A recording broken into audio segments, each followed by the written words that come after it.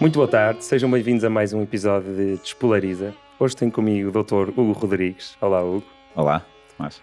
O Dr. Hugo Rodrigues é pai de 2 filhos, com 12 e 14 anos, pediatra no Hospital de Viana do Castelo e professor. Para além disso, é também podcaster, autor do site Pediatria para Todos e autor de 5 livros, um dos quais deve sair mais ou menos quando este episódio sair. Bem-vindo. Muito obrigado pelo convite. Antes de arrancarmos, deixa-me só agradecer aqui aos novos mecenas. Obrigado a Marilyn Santos, Maria Ferreira Pinto, Nelson Silva, Jorge Proença, Gil Campos, André Baixo, Miguel Matos, Diogo Mendes, Sebastião Dutschke e Francisco Nascimento. Isto são pessoas exatamente como tu, que vêm neste projeto gratuito, livre e divertido, não sei, algum valor, e que então decidiram tornar-se mecenas, apoiar e ter acesso a conteúdo exclusivo, grupo de WhatsApp, uma série de outras coisas. Contemplem fazê-lo. Se ainda não tiverem para aí virados, um like, um comentário, subscrição, ajuda tudo. Por isso vamos aqui arrancar com a conversa e vamos arrancar de uma maneira logo bastante, se calhar, polarizadora, que é falar sobre a amamentação. Sim, tinha que ser assim. Falar sobre amamentação é um tema central na pediatria e, acima de tudo, é um tema muito quente. O que é estranho, porque falamos de algo que é consensual, falamos de algo que se tenta que seja uma fonte de prazer, uma fonte de relação de amor, e depois, estranhamente, levanta muitos ódios. O que é importante esclarecer sobre a amamentação, e acho que devemos focar-nos aí? Primeiro, é indubitável que a amamentação é o melhor começo de vida para qualquer ser humano. É o único superalimento que existe na natureza, serve para alimentar um bebê durante 6 meses, sem mais nada, e portanto estamos a falar da melhor forma de começar a vida para qualquer bebê. Mas a amamentação não é só alimento, e portanto a relação que se estabelece entre a mãe e o bebê com a amamentação é algo que também é extremamente interessante e vantajoso para o bebê, para a mãe, para a família, e portanto estamos a falar de uma opção, e esta palavra não é em vão, uma opção que, no fundo, praticamente só traz vantagens. A questão é que este lado mágico da amamentação, às vezes na prática, não é exatamente assim. E falta este tipo de preparação muitas vezes, porque se defende, e bem, que a natureza nos desenhou para a mãe amamentar as suas crias, os seus bebés, portanto, se a natureza desenhou assim, é assim que deve ser, mas nem sempre corre como é suposto, e esta pressão enorme que se cria às mães, muitas vezes no pré-parto, para amamentar, às vezes gera uma ansiedade tão grande que dificulta a própria amamentação no pós-parto. E quando uma mãe não está a conseguir amamentar como imaginou, porque no fundo, vamos falar, e eu se calhar vou-me repetir várias vezes com esta expressão, que é, vamos falar em gerir expectativas, que esta é a maior dificuldade para todos os pais, quando a expectativa não é exatamente aquilo que se encontra na realidade, temos o caldo entornado. E as mães sofrem pressões externas, todas as pessoas que rodeiam as mães têm os olhos postos no bebê, e depois começam as dúvidas sobre o leite não está a ser adequado, o leite em si não é bom, a mãe não está a ser capaz de amamentar, o bebê não consegue pegar na mama, começam a surgir uma série de dúvidas e as mães ficam baralhadas. Quando isto acontece, o principal conselho é procurar ajuda. Ajuda especializada, mas não ajuda radical. Já estou a ser um bocadinho polémico, mas ajudas fundamentalistas e radicais não são ajudas. Dá-me um exemplo de uma ajuda radical. Quando uma mãe não está a conseguir amamentar e está a ser prejudicial para o seu bem-estar, quando está a ser prejudicial para a relação do casal, quando está a ser prejudicial para a própria evolução de peso do bebê, e de uma forma demasiado fundamentalista se incute na mãe que tem que levar a amamentação até ao fim, independentemente de tudo o resto, isto muitas vezes prejudica ainda mais a amamentação. Eu acho que deve fazer tudo para manter uma amamentação exclusiva, este é o meu disclaimer. Eu acho que a amamentação deve ser exclusiva até aos 6 meses, nunca coloque isso em causa, mas só se for essa a vontade da mãe e só se a amamentação tiver significado para todos, e um significado positivo, se for uma fonte de prazer. Porque quando deixa de ser uma fonte de prazer e passa a ser uma obrigação, a amamentação pode ser mais prejudicial do que benéfica. Sei que é polémico, mas eu acredito mesmo nisto. Quando a alimentação deixa de ser uma fonte de prazer, alguma coisa está errada. Não é preciso, atenção, quando isto acontece, retirar o leite materno, retirar a amamentação.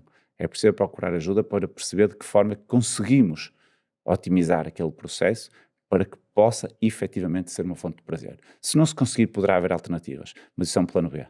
Agora, a amamentação tem que fazer sentido para todos os envolvidos. Sim, e está comprovado que para a mãe o gesto de dar de mamar liberta oxitocina e uma série de outros neuroquímicos que dão prazer. Dão não é? prazer. O problema é quando nós temos hormonas de stress que se sobrepõem a essas. E não só de stress, porque às vezes uma amamentação que não está a correr bem pode provocar dor, pode causar desconforto. Tudo isto vai ter alguma implicação na gestão dos centros do prazer, dos centros da recompensa, das hormonas que provocam prazer. E por isso é que, na dúvida, o primeiro conselho é não desistir, se for essa vontade da mãe, como é lógico, E respeitando. a dor é normal, não é? Acho que a maior parte das mulheres sente pelo menos, nem que seja por ter que dar de mamar, porque estão muito cheias. Em princípio, eu não vou dizer que a dor é normal, eu vou dizer que pode haver algum desconforto. O objetivo é que a amamentação não seja dolorosa, porque se estiver a ser dolorosa, pode ser o bebé que não está a pegar bem, pode ser preciso gerir um pouco, numa fase inicial que o bebé tira pouco volume de leite, gerir a quantidade de leite que aquela mama está a armazenar. Portanto, eu acho que não tem que ser dolorosa, não deve ser dolorosa. E, portanto, não se deve desistir, deve-se procurar ajuda especializada, ajuda que ajude, especializada, e não deixar a amamentação cair à primeira dificuldade, mas salvaguardar que a mãe tem direito à opinião. O que eu sinto é que há pessoas que, pronto, que são muito a favor de dar de mamar até ao máximo possível, ou até a criança naturalmente deixar, ou até, pronto, até o máximo que biologicamente pareça fazer sentido. E que às vezes as pessoas mais radicais nesse polo chegam a ser meias bullies de mulheres que dão de mamar um ano inteiro. Ou seja, nem sequer são as que param logo. Sim. E depois, do outro lado, parece-me que existe, com muito boa vontade, uma atitude em relação a quem decide nunca dar, ou quem tenta, mas nunca consegue, ou quem só pode dar durante 2 ou 3 meses, porque por causa do sistema em que nós vivemos, muitas mães têm que voltar a trabalhar. Ou seja, esse grupo de pessoas, às vezes parece-me que na boa vontade de não fazer essas mães sentir mal, às vezes não somos tão científicos. Ou seja, ou temos medo de dizer a essas pessoas, olha, sabes que era melhor para o teu bebê dar de mamar até aos 6 meses no mínimo. Eu não partilho muito dessa opinião. Eu acho que há alguma pressão, e aqui vou usar pressão no bom sentido, para as mães amamentarem pelo menos até aos 6 meses, e depois até o ano de idade também. A partir do ano de idade começa a ser, essa pressão começa a diminuir um bocadinho, vou dizer, estou a falar em pressão no bom sentido, mas eu acho que faz sentido olhar para a alimentação desta forma, por etapas.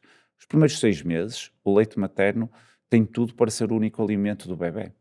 Portanto, se nós conseguirmos dar um alimento que tem sempre a composição adequada, que para além da parte nutricional tem uma série de compostos bioativos que vão influenciar o metabolismo do bebé, a forma como vai utilizar os nutrientes, as defesas do bebé, a forma como todo o bebé se vai programar, não só para a sua saúde no imediato e a curto prazo, mas acima de tudo para o que vai ser a sua saúde a longo prazo. Se nós pensarmos que temos tudo ali ao dispor, sem custos, numa temperatura adequada e, portanto, não exige nenhum tipo de trabalho da mãe ou do pai para colocar o alimento à disposição. Alimento que não é só alimento, estamos a falar de um conjunto completo.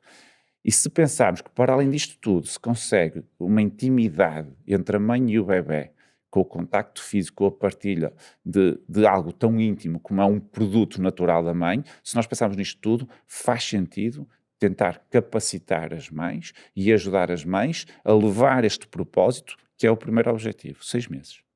Atenção, quando falo em 6 meses, agora também gostava de dizer isto, não é 6 meses a olhar para o cronómetro. Porque às vezes há mães que dizem, não, ele só faz 6 meses amanhã, eu tenho que manter o leite materno, só começo os alimentos amanhã. É 6 meses, mais ou menos. Pronto. Depois, entre os 6 meses e o ano de idade, deve ser um segundo objetivo das mães. Estamos a falar numa altura em que se introduzem muitos alimentos novos, em que os bebés vão contactar com muitos alimentos novos e com muitas partículas que vêm junto com os alimentos, micro-organismos, os bebés começam a explorar o que os rodeia e, portanto, este contacto com o meio exterior vai sujeitá-los a algumas agressões que não tinham antes e, portanto, o leite materno, principalmente, agora já nem tanto pela parte nutricional, embora também seja interessante, mas muito também por esta parte bioativa de proteção e de programação, faz sentido manter.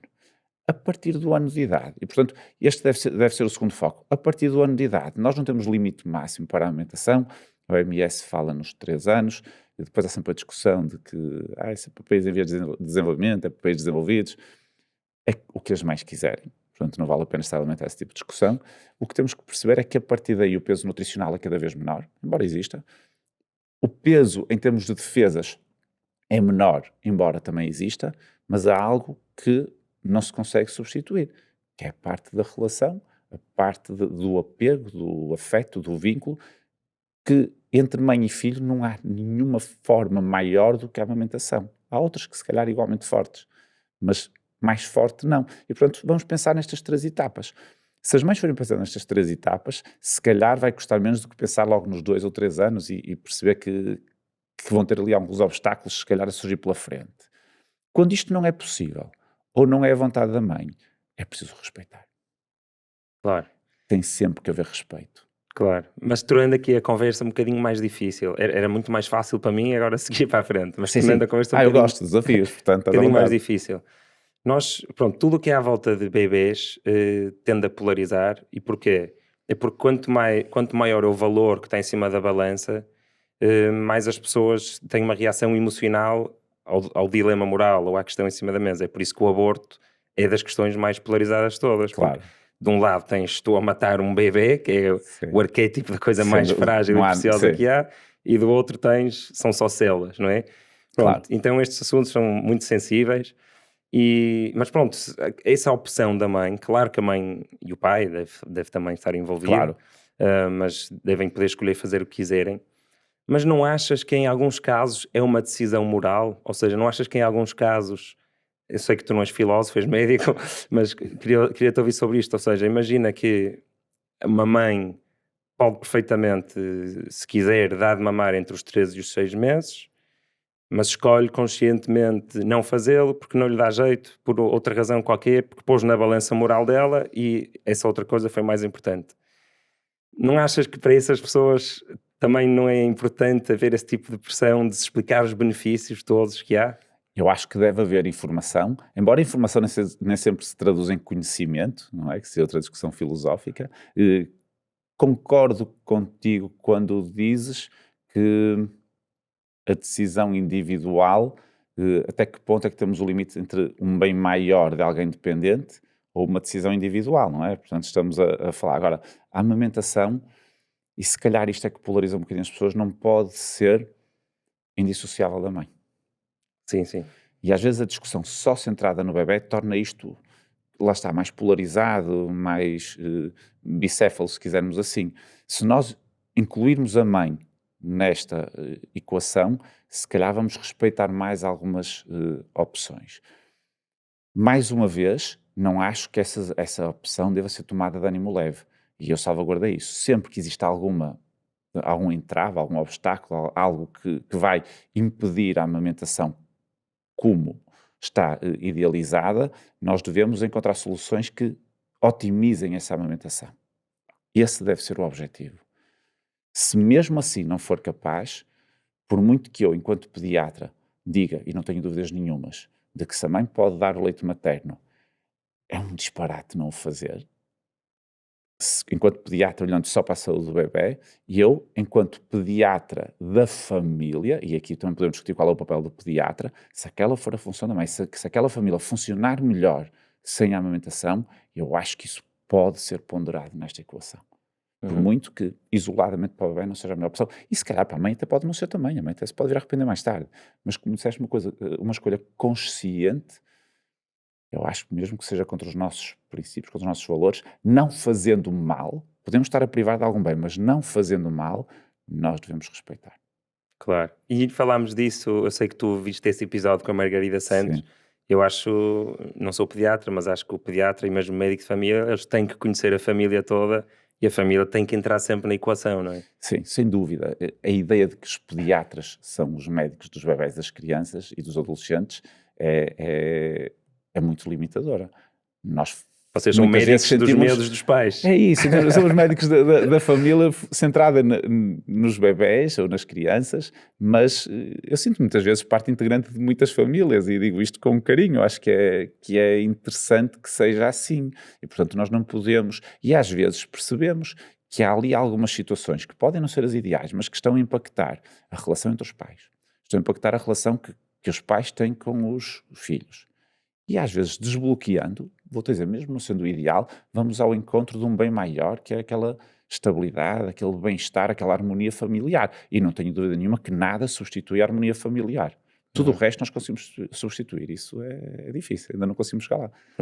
E tornando-nos aqui um bocadinho nada mais técnicos, o que é que o leite de fórmula não tem, para além dos anticorpos que já falámos? Sim, E do bonding, e da oxitocina e disso Pronto, tudo. do ponto de vista nutricional, o leite, as fórmulas infantis estão próximas, bastante próximas do leite materno. Há aqui algumas nuances em termos de proteínas, em termos da quantidade e da qualidade das proteínas, mas estamos num patamar já de uma grande proximidade quando falamos só de nutrição.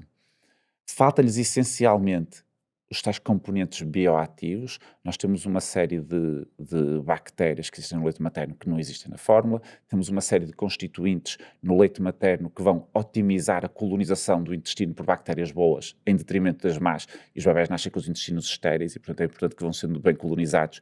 Portanto, esses fatores que vão ajudar a selecionar as bactérias boas vão ter um impacto muito grande no funcionamento do intestino, mas na programação do sistema imunitário também, porque o maior órgão do sistema imunitário é o intestino. Por estranho que isto possa parecer, temos uma série de... E para os bebés faz sentido, que eles contactam com o exterior através da boca. E depois tem toda a parte emocional, que eu essa até acho que se consegue substituir dando uma fórmula, porque não deixa de haver carinho, afeto, uma manifestação de uma partilha. O alimentar um filho é sempre um ato de prazer. Claro que se for com o leite materno, acredito que seja o expoente máximo, mas alimentar um filho de outra forma qualquer também é uma fonte de prazer. Portanto, eu acho que essa até se consegue. Eu diria que se tivesse que selecionar uma, era esta parte da programação metabólica e de defesas. Sim, até para mim é uma fonte de prazer enorme quando contacto pele com pele, dar-lhe o biberon e senti-lo a acalmar. É espetacular. É muito pronto. bonito. Eu já disse isto uma vez num congresso publicamente e volto a dizê-lo aqui. Eu acho que não se deve ser invejoso, mas eu invejo muito não poder engravidar e não poder amamentar. Eu também. Portanto, acho que... Esperemos que dê para ver mais uma vida. Isso era se calhar já vivemos uma de mulher e não sabemos. Pois, se calhar. Mas se calhar não podíamos esta ver agora. Exato. Então, avançando aqui cronologicamente, o que é que tu achas do Baby Led Weaning, ou em português, introdução alimentar dirigida pelo bebê? Acho que é uma corrente relativamente recente no nosso país, embora haja países onde já tem mais anos, ou pelo menos implementada com alguma força no nosso país. É interessante porque nos alerta para alguns aspectos da alimentação que nós não olhávamos tanto para eles, e já vou só frisar alguns. Só gostava era de alertar também, lá está, para ser um bocadinho polémico, acho que também é importante ir tocando aqui os pontos todos, perceber que o Baby Led Weaning não pode ser uma moda de Instagram.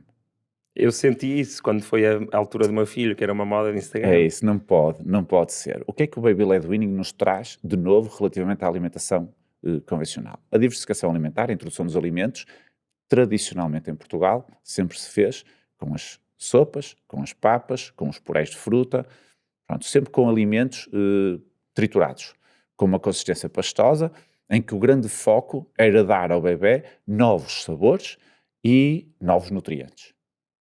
Pronto. E ia-se variando entre sopas, as papas, a fruta. Pronto. Isto também tem por base algo que nós vou voltar a pôr na equação mais tarde, que é a nossa cultura alimentar, é uma cultura em que nós valorizamos a sopa.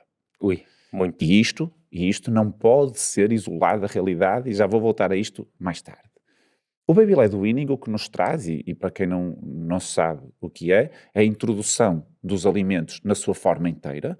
Não se trituram os alimentos, com alguns pressupostos que são interessantes, que é o bebê passa a contactar com texturas diferentes logo desde o início, o bebê consegue manipular os alimentos e, portanto, explorá-los de uma forma mais divertida e mais completa, O bebê consegue controlar os seus sinais de fome e saciedade e regular a ingestão alimentar, programando também alguns comportamentos futuros. Portanto, Mas tudo, desculpa, como é que ele consegue regular isso? porque à partida não é alguém que lhe está a dar, o bebê vai comendo até se sentir saciado. Ok. Pronto, acreditando que o bebê possui estas competências todas, que também pode ser discutível. Uhum. Mas pronto, estes são algumas das mais-valias que traz o Baby-led Weaning. Claro que também se começaram a levantar algumas questões, nomeadamente em relação a 2 aspectos. Um é o risco de engasgamento, que é aquilo que mais preocupa os pais. Os estudos não mostraram que houvesse um risco de engasgamento mais elevado desde que se cumprissem alguns pressupostos, nomeadamente em relação aos cortes das frutas, dos legumes, dos alimentos, e em relação ao facto de ter que ser o bebê a introduzir na boca e não o pai ou a mãe a introduzir na boca, que é para o bebê ir controlando, para além de garantir que ele tem um desenvolvimento já neurológico que lhe permita fazer isto. Portanto, o engasgamento, a partir dos estudos, não mostra que haja um risco aumentado. E eu confesso que se calhar precisamos de estudos em larga escala para comparar isto com mais certeza, mas até aceito isso. E depois um segundo aspecto que se pode desdobrar, que é uma ingestão alimentar inadequada. O bebê, foi por isso que eu disse, acreditando que ele já sabe regular a sua saciedade, ou seja, um bebê a quem é dado o alimento à partida come mais do que um bebê que vai comer sozinho. Estamos a falar de bebés de 6, 7, 8 meses, pequeninos. E dentro destes, ainda há um aspecto particular, que é o tal segundo aspecto dentro deste, que é a ingestão de ferro. Alimentos ricos em ferro não são muitos, que sejam fáceis de um bebê sem dentes ou com poucos dentes ingerir sozinho, e portanto esta carência específica do ferro. O que é que os estudos mostram? Relativamente ao engasgamento, eu já disse, não há a partir de um grande risco. Relativamente à ingestão alimentar, não é tão certo que todos os bebés sejam capazes de comer o que precisam. E portanto, há alguns bebés que não vão evoluir tão bem de peso, portanto não estarão a comer o que precisam. E o que se foi criando, e aqui houve alguma colagem do BLW à amamentação, foi compensar, eu sei que não gostam deste termo e quiser posso levar nas orelhas para usar isto, mas quase compensar se o bebê não comer tão bem com leite materno. No fundo, para dar um aporte acrescido de algo que não tenha ficado. A questão Desculpa interromper, o leite materno tem ferro, se a mãe tiver ferro no sangue, certo? Também é uma questão polémica, porque o leite materno tem pouca quantidade de ferro comparativamente com as fórmulas infantis, por exemplo. O que se vai sabendo é que a biodisponibilidade deste ferro é maior. É um ferro que é mais absorvido, mais aproveitado e, portanto, será um ferro melhor. Uhum. Em relação ao ferro, estamos aqui pendentes e, portanto, o que se foi desenvolvendo dentro das pessoas que se dedicam ao BLW, e bem, foi algumas regras, nomeadamente ter sempre, pelo menos, ter 3, 4, 5 alimentos diferentes, um mais rico do ponto de vista calórico, com mais hidratos de carbono, e outro mais rico em ferro, de forma que o bebê possa ir colmatando um pouco estas possíveis falhas. O que nós vamos olhar para este BLW é da seguinte forma. Será que uma coisa que eu me esqueci de dizer que é muito importante. Quando se faz o BLW, um dos pressupostos é que os pais têm formação em suporte básico de vida pediátrico. E aqui temos logo um handicap enorme. É que são raríssimas as pessoas que têm formação em suporte básico de vida pediátrico. Que é essencialmente a manobra de Heimlich? É Ou o que fazer se um bebê estiver inconsciente e o que fazer se um bebê tiver a via aérea obstruída. A da via aérea obstruída, as pessoas ainda vão vendo. Agora, se estiver inconsciente, a questão é que se um bebê tiver uma via aérea obstruída e ficar inconsciente, não chega a fazer manobras de desobstrução. Temos que fazer suporte básico. Isto não é para assustar ninguém, atenção. Mas este é um pressuposto que seria interessante nós também insistirmos um bocadinho nele. O que é que nós devemos fazer perante estes dois cenários? Primeiro, expor os dois e ouvir a opinião dos pais. Porque ambos têm vantagens. Segundo, expor os prós e os contras de cada de cada uma das opções. Mas quais são as opções? As papas e as sopas. Ok, as ou papas o ou o BLW. BLW. Sim. Porque já temos as duas opções. Com ou sem leite materno ao mesmo tempo, não é? Sim. Já são 4 opções. Não, sim. Mas a questão do leite materno, vamos acreditar que não... Vamos tentar criar refeições autónomas do leite quando iniciamos a diversificação alimentar. Acho que este deve ser um propósito. Pode não se conseguir logo, mas tentar que a refeição, o almoço, por exemplo, não seja uma refeição láctea. É este o objetivo. Ok. Portanto... Eu achei que inicialmente era, vais continuar a dar de mamar, mas vais começando a pôr um brócolis cozido à frente dele. O ideal é construir momentos de refeição diferentes. Se nós conseguirmos, naquela refeição, retirar a fonte láctea, seja o leite materno, seja uma fórmula infantil, é o ideal. E é para isso que se vai trabalhar. Pode não ser logo aos 6, pode ser aos 7 ou aos 8, mas é para isso que se vai trabalhar. Portanto, temos de um lado os purés, temos do outro lado os inteiros, e agora onde é que os pais se situam? Em Portugal, e agora vou voltar à tal questão da sopa, em Portugal nós temos, na nossa cultura alimentar, a sopa. A minha dúvida é, fará sentido abolir a sopa num país onde nós vamos gostar que as crianças e os adultos comam sopa? É que se nós formos para um país onde a sopa não existe, isto é claro, porque é que se introduz uma sopa quando daqui, passados 2 anos, vamos querer que a criança coma os legumes no prato? Isto, se calhar, não faz muito sentido. Agora, quando nós valorizamos a sopa, será que faz sentido deixá-la cair completamente? Já tive um direto na minha página com uma especialista em BLW brasileira, uma especialista com muita experiência mesmo e super bem formada nessa área, e ela também achava que, se faz parte da nossa cultura, a sopa também deve existir nos bebés. E, portanto, o que nós podemos é tentar encontrar uma opção mista, em que se pode dar parte da quantidade prevista triturada e deixar o bebé depois ir comendo sozinho, manipulando, e no fundo vamos buscar o melhor dos 2 mundos. Para além de conhecer a sopa, vamos garantir algum aporte e vamos permitir ir buscar tudo o que de benéfico tem a introdução dos alimentos inteiros, nomeadamente este contacto precoce com as texturas e a manipulação. Portanto, eu diria que se calhar no meio é que está a virtude e nesta não vou polarizar nada, vou para o meio. Foi mais ou menos o que nós fizemos, não com esse grau de conhecimento, mas não foi exclusivamente BLW, nem exclusivamente de sopas. Íamos, às vezes, refeições eram algumas sopas, mas sopas com frango triturado e com alguma proteína, porque acho que é difícil no início dar proteína a não ser triturado na sopa. Claro que é possível, mas é difícil, sim. E, portanto, acho que sem grandes radicalismos, com algum bom senso e percebendo que há sempre hipótese para ir aferindo e sempre um dia da manhã para fazer algo diferente. Acho que uma opção mista, neste momento, parece-me, a mim, e se eu tivesse um filho bebé agora, era aquilo que eu escolheria, parece uma opção mais equilibrada, mais sensata e mais adequada à nossa realidade. Vamos avançar para a rúbrica pessoas a atacar ideias que normalmente defendem. Tu disseste-me que normalmente defendes que quando o sono do bebê é um problema para a família e interfere com o funcionamento normal da família, que ele deve ser treinado.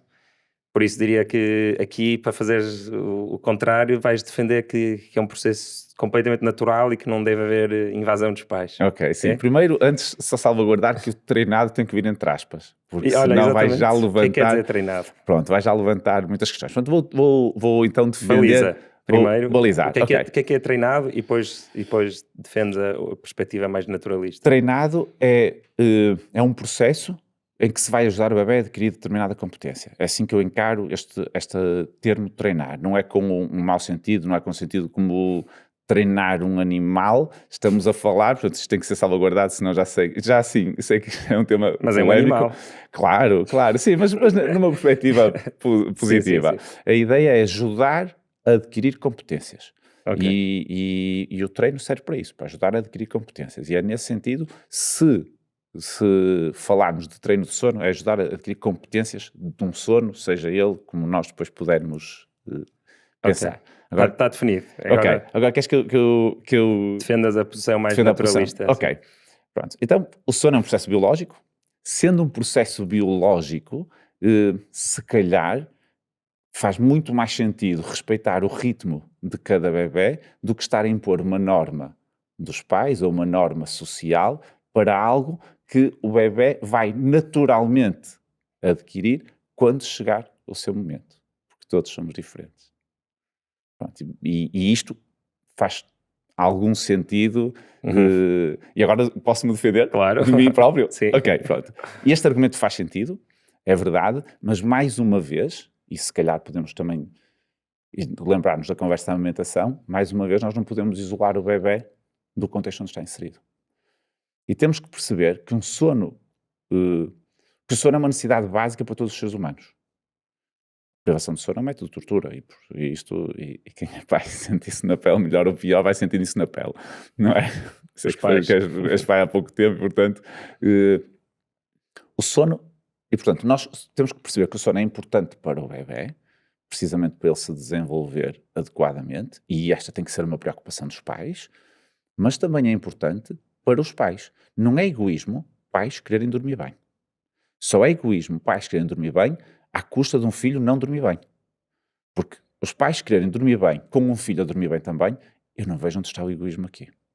Lamento, mas não vejo. Até porque se não houver um sono reparador, a mãe não vai estar disponível, o pai não vai estar disponível, vai haver muito mais conflitos entre o casal, vai haver muito menos paciência para o bebé. Portanto, toda a tal dinâmica e harmonia familiar, que deve ser o objetivo máximo de todos os pais, se vai perdendo. E por isso é que eu salvaguardo que só faz sentido interferir, ou nós, profissionais de saúde, interferirmos com o sono dos bebés, se o sono dos bebés for um problema para a família. Porque se eu tiver uma mãe que me diz, e tenho algumas, que o filho acorda de hora em hora, de 2 em 2 horas, e que sempre que acorda quer mamar, mas a mãe até não se importa que seja assim, a minha resposta é fácil, é dizer, ok, se funciona para si, eu não lhe vou dizer nem que está certo nem que está errado. Para si, está certo. Perfeito. Mas se a mãe me diz, eu não aguento mais, eu estou desesperada, a minha relação com o meu marido está a ficar deteriorada, eu não consigo rentabilizar em termos profissionais, porque acordo 2, 3, 4, 5 vezes por noite, por favor ajude-me, e eu não posso dizer, desculpe, isso é biológico, respeito que o seu filho há de aprender a dormir sozinho. Isto não é dar uma solução, isto é dar um problema. Muito bem. Sabes que este episódio explotou no WhatsApp dos mecenas um recorde quase de sugestões de É perguntas sério? e de temas. Sim, quase todos estes temas que vamos falar hoje Sim. foram sugeridos lá. E houve, em relação a isso de acordar de hora em hora, houve alguém que escreveu que houve uma altura qualquer em que o filho ou a filha estava a acordar de 2 em 2 horas para mamar e que, não sei se estou a dizer exatamente bem, mas que essa pessoa pensou, ok, está qualquer coisa mal, tipo, tenho que mudar isto. Só que depois fez um clique em que se apercebeu, não, o que não está mal, o impedimento aqui é eu ter que acordar às 7 da manhã e ir trabalhar. E só ter este período da minha vida para dormir. Porque se eu não tivesse que acordar às 7 da manhã para ir trabalhar, e se fosse uma mãe a tempo inteiro, não seria Claro. um problema, porque eu dormia à tarde, quando ele dormisse, ou acordava Exatamente. mais tarde. Exatamente. Eu às vezes digo aos pais, assim, a brincar, dizer, pois, o seu filho pode compensar durante o dia, vocês é que não é? E a verdade é esta. Por isso é que eu salvaguardo, só se for um problema para a família. E a verdade é que existem rotinas profissionais que nós não as conseguimos mudar. Alguns têm sorte e podem, outros não podem. Portanto, nós temos que tentar adequar o mais possível a dinâmica familiar às rotinas e às exigências daquela família, dos pais e das crianças, para conseguirmos otimizar. E quando identificamos um problema, acho que devemos ajudar a dar soluções. Sendo que, e isto é ponto de honra, a solução, no meu entender, não passa por deixar nunca bebés a chorar. Pronto, isto está salvaguardado. Mas pode passar por dar alguma autonomia no adormecer. Até porque a maior parte das vezes em que os bebés acordam muitas vezes durante a noite, tem a ver com o facto de, ao adormecerem, precisar fazerem alguma associação que não lhes dá uma autonomia completa para entrar no sono. Um bebé que adormece ao colo, quando ele até pode adormecer rápido, mas quando acorda, se tiver sono, vai querer voltar a dormir. Nós, quando acordamos à meia da noite, queremos voltar a dormir mais depressa possível. Se não conseguimos, ficamos irritados. Um bebé que não consegue voltar a dormir por ele, fica irritado. E chora, e comunica, e muito bem, faz-se ouvir, manifesta-se, até que alguém faça aquilo que ele precisa, que é pegar nele ao colo. E ao pegar nele ao colo, ele vai ter as condições que conhece para ser capaz de voltar a dormir e vai voltar a dormir. Pronto, e é isto que acontece. Falamos do colo, podemos falar da mama, podemos falar da cama dos pais. Uma criança que adormece na cama dos pais e acorda na cama dele, foi enganada. Isto é como se eu adormecer na minha cama e acordar no jardim. Alguma coisa se passou de estranho ali. Portanto, temos que ser honestos com as crianças, não vamos infantilizá-las, vamos dotá-los das competências necessárias para eles poderem ser funcionais. E, portanto, aqui o ideal é tentar dar ao bebé tudo o que ele precisa para estar tranquilo e sentir-se capaz e, aos poucos e de forma progressiva, nunca estalando os dedos, porque isto não vai ser ato imediato, tentar que ele consiga adormecer por ele e perceber que é capaz. Perceber que é capaz. E se não for capaz ao fim de uma semana, vai ser capaz ao fim de 2. Não à custa de uma imposição, não à custa de um sofrimento, de um choro, não por exaustão, mas ensinando e encontrando estratégias que possam ajudar aquele bebé a perceber, eu se fizer isto, eu sou capaz. No fundo é isso que nós queremos, é ter filhos autónomos, é um propósito de todos os pais, nós queremos ter filhos independentes, autónomos, felizes, capazes, e com o sono Por isso é que eu não vejo que isto seja um desrespeito pelos bebés, porque às vezes é este o argumento. É que é um desrespeito, porque os bebés, quando chegar a hora, vão dormir. Isto não é um desrespeito, é criar condições para que o bebé consiga perceber isto, se calhar, mais cedo. Isto é como nós temos a idade escolar e não esperamos que cada um entre para a escola quando lhe apetece. No fundo, é um bocado isso. Há alguma idade em que se recomende ele começar a dormir sozinho e até lá pode adormecer sempre ao colo? Ou logo a partir Não existe nenhuma idade, nem inferior nem superior. Mais uma vez, se for funcional. Se for uma criança de 1 ano ou de 1 ano e meio que adormece ao colo e dorme a noite toda e por os pais isto é funcional, eu não vejo problema absolutamente nenhum. Nenhum. Se for funcional, tranquilo. E tenho algumas crianças assim. Ou bebês com 1 semana que já Ou dormem bebés com uma sozinhos? semana que adormecem sozinhos. Desde que não seja à custa de choro ou de sofrimento. Se os pais conseguem estar com eles, tranquilizá-los de tal forma que quando os pousam, eles estão tranquilos e conseguem adormecer por eles, sentem confiança, sentem segurança, sentem o amor necessário para estarem tranquilos quando estão sozinhos, perfeito. Porque é que eu tenho que mexer? Não tenho. Os bebés são muito honestos. Eles depois perdem isto quando crescem, mas enquanto são pequeninos são muito honestos. E muito egoístas. É uma combinação tramada. Não, acho que não são egoístas. Valorizam-se a si próprios. Vamos dizer isto. Mas eu digo isto... Eu sei, estou a brincar. com... Claro, sim, eu estou a brincar. É um facto. Sim, é? claro, eles funcionam em torno deles, como é normal. Como nós é que disfarçamos melhor. Exato, nós fazemos conta que não é sempre assim, mas é quase sempre. E um bebé que está tranquilo e que está confortável é porque está genuinamente bem. O bebé não vai fazer de conta que está bem só para agradar aos pais. As crianças podem fazê-lo, mas os bebés não. E, portanto, um bebé que está tranquilo, se dorme sozinho, se adormece sozinho e até dorme mais horas, perfeito, aqueles pais que tiveram sorte, tranquilo, tiveram um bebé mais competente naquela área, como as competências não são iguais em todos, portanto, pacífico, só isso. Sem ódios, sem discussões e perceber que quando é um problema, nós, enquanto profissionais de saúde, devemos tentar perceber a origem do problema e, se possível, dar estratégias, e às vezes é mais que uma, para os pais poderem solucionar esse problema. No meu caso, falaste aí de não deixar chorar, mas há choros diferentes, não é? Eu quando estou na minha cama e à meia da noite ouço assim eu não vou logo. Eu espero para ver se se transforma em Exato, se liga o turbo. Exato. Sim, isto de entender os choros dos bebés, até ser pai ou mãe, parece uma coisa esotérica, mas depois a pessoa entende que existem choros diferentes.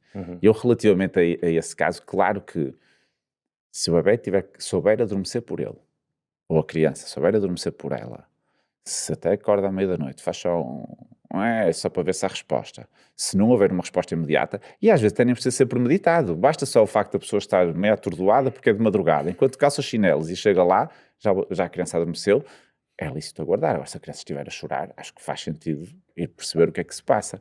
Mas o próprio tempo que se demora a chegar ao quarto, às vezes é o suficiente para eles já estarem a dormir, se eles forem capazes e tiverem essa competência já estabelecida. Se não estiverem, acho que faz sentido, se calhar, trabalhar nesse sentido.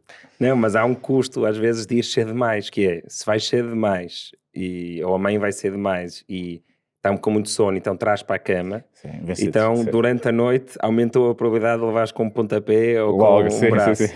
E então, não é? Tu queres não ter que ir lá. Claro, e ao mesmo tempo... esse compasso de espera, lá está, se mais não for, é uma preparação psicológica, enquanto a pessoa está no dilema moral, ver para que lado é que pende o choro do filho, acho que sim. Que é... E depois do outro lado, ou seja, há esse risco, e depois há outro que é, tu esperas, mas imagina, ele está em segunda ainda não pôs terceira, o choro. Chegas a um ponto é que não tens retorno. Esperas a pensar, está em segundo, se que ela vai para a primeira, e depois vai para o ponto morto, depois mete terceira, acabou. E já não foste a tempo de conseguir adormecer fácil. É então... sorte, é boa do ar. É sorte, sim, mas isso é um problema real. Mas depois a pessoa vai conhecendo os filhos e vai percebendo. Lá está, os sinais que dão não são sempre iguais. Portanto, acho que se vai conhecendo isso um bocadinho. Sim. Mas é engraçado, eu agora, como tem acontecido isso de esperar em segunda e depois entrar a terceira e acaba por ser pior, acho que agora vou começar a ir logo. Acho que vou começar a reagir mais depressa. Tenta ver o adormecer, dar competências de autonomia no adormecer, que é para poder...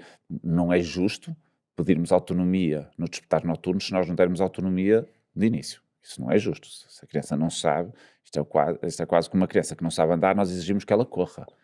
Isto é um contrassenso. Mas se nós dermos capacidade para a criança ser autónoma a adormecer, aí sim podemos esperar, gestão de expectativas, esperar que a criança possa ser autónoma também quando acorda à meia da noite, mesmo que não seja sempre, em grande parte das situações. Vamos avançar para outro tema, que eu não sei se este é muito polémico, mas é um tema muito importante, no qual eu penso bastante, que é ecrãs.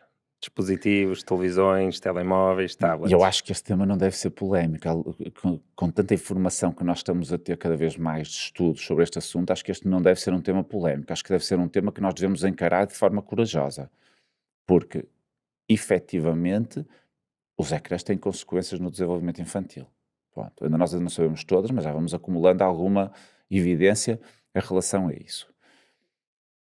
Algumas considerações. Os ecrãs fazem parte do nosso dia-a-dia e nós não vamos conseguir aboli-las. É uma nova sopa. É isso, é quase, é um novo BLW. Não vamos conseguir abolir. E, portanto, se não vamos conseguir abolir, vamos tentar utilizá-los de forma adequada.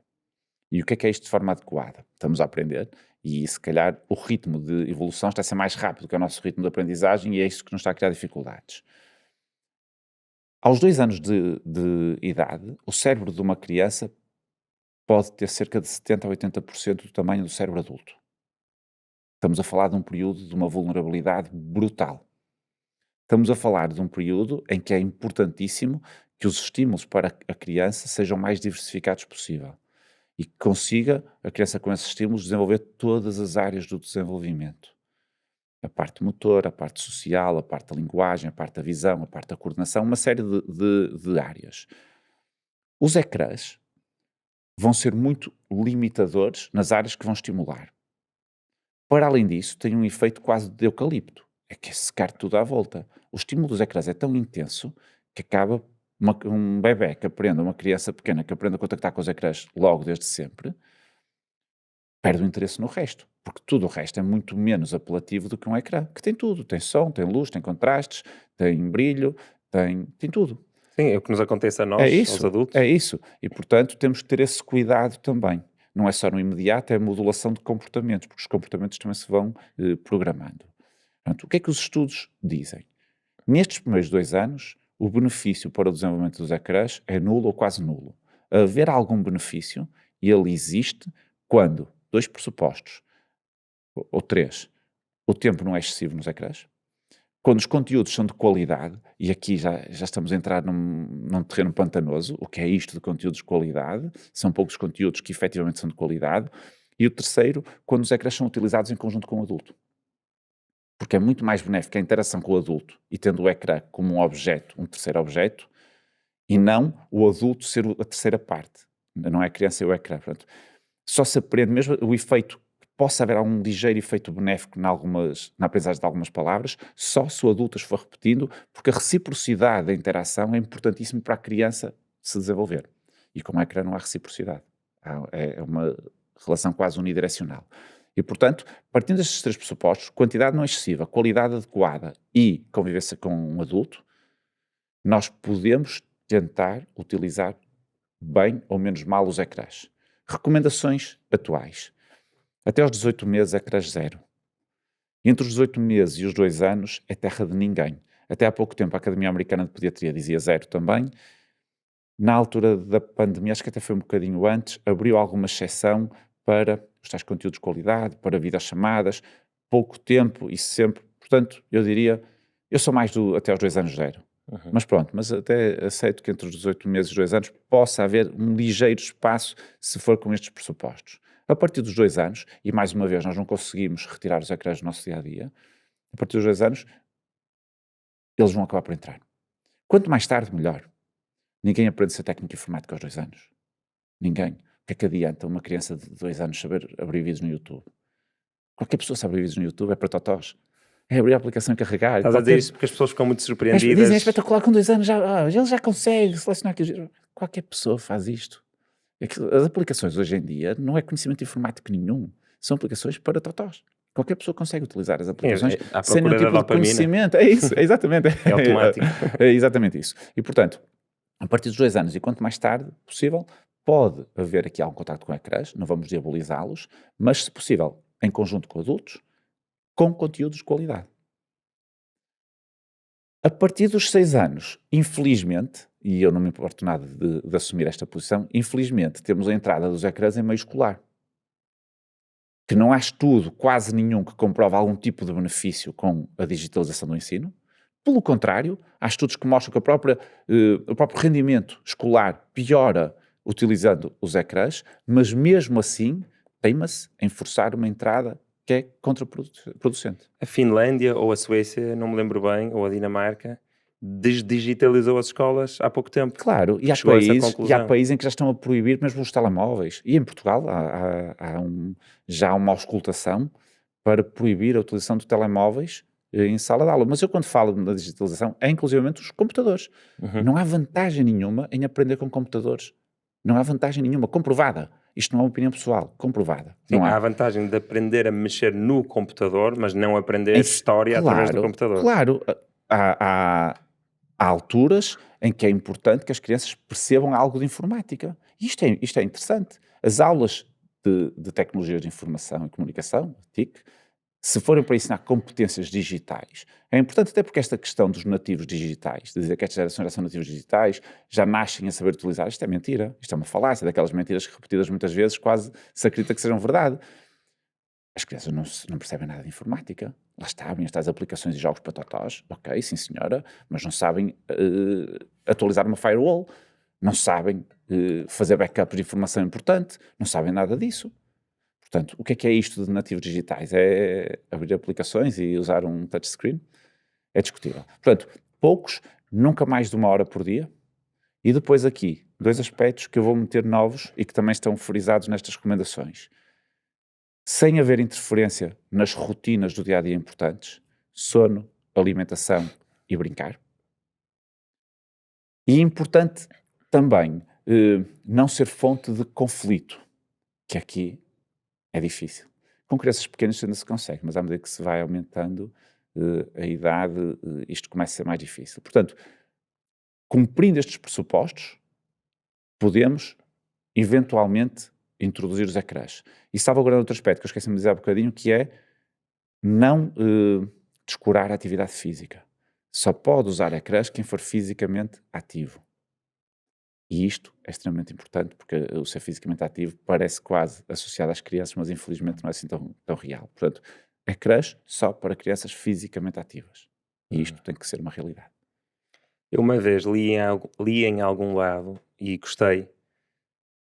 Ecrãs zero, ou tentar que seja zero, quando abrires a exceção, pensares, estás a fazer isto por ti ou pelo bebê? Claro.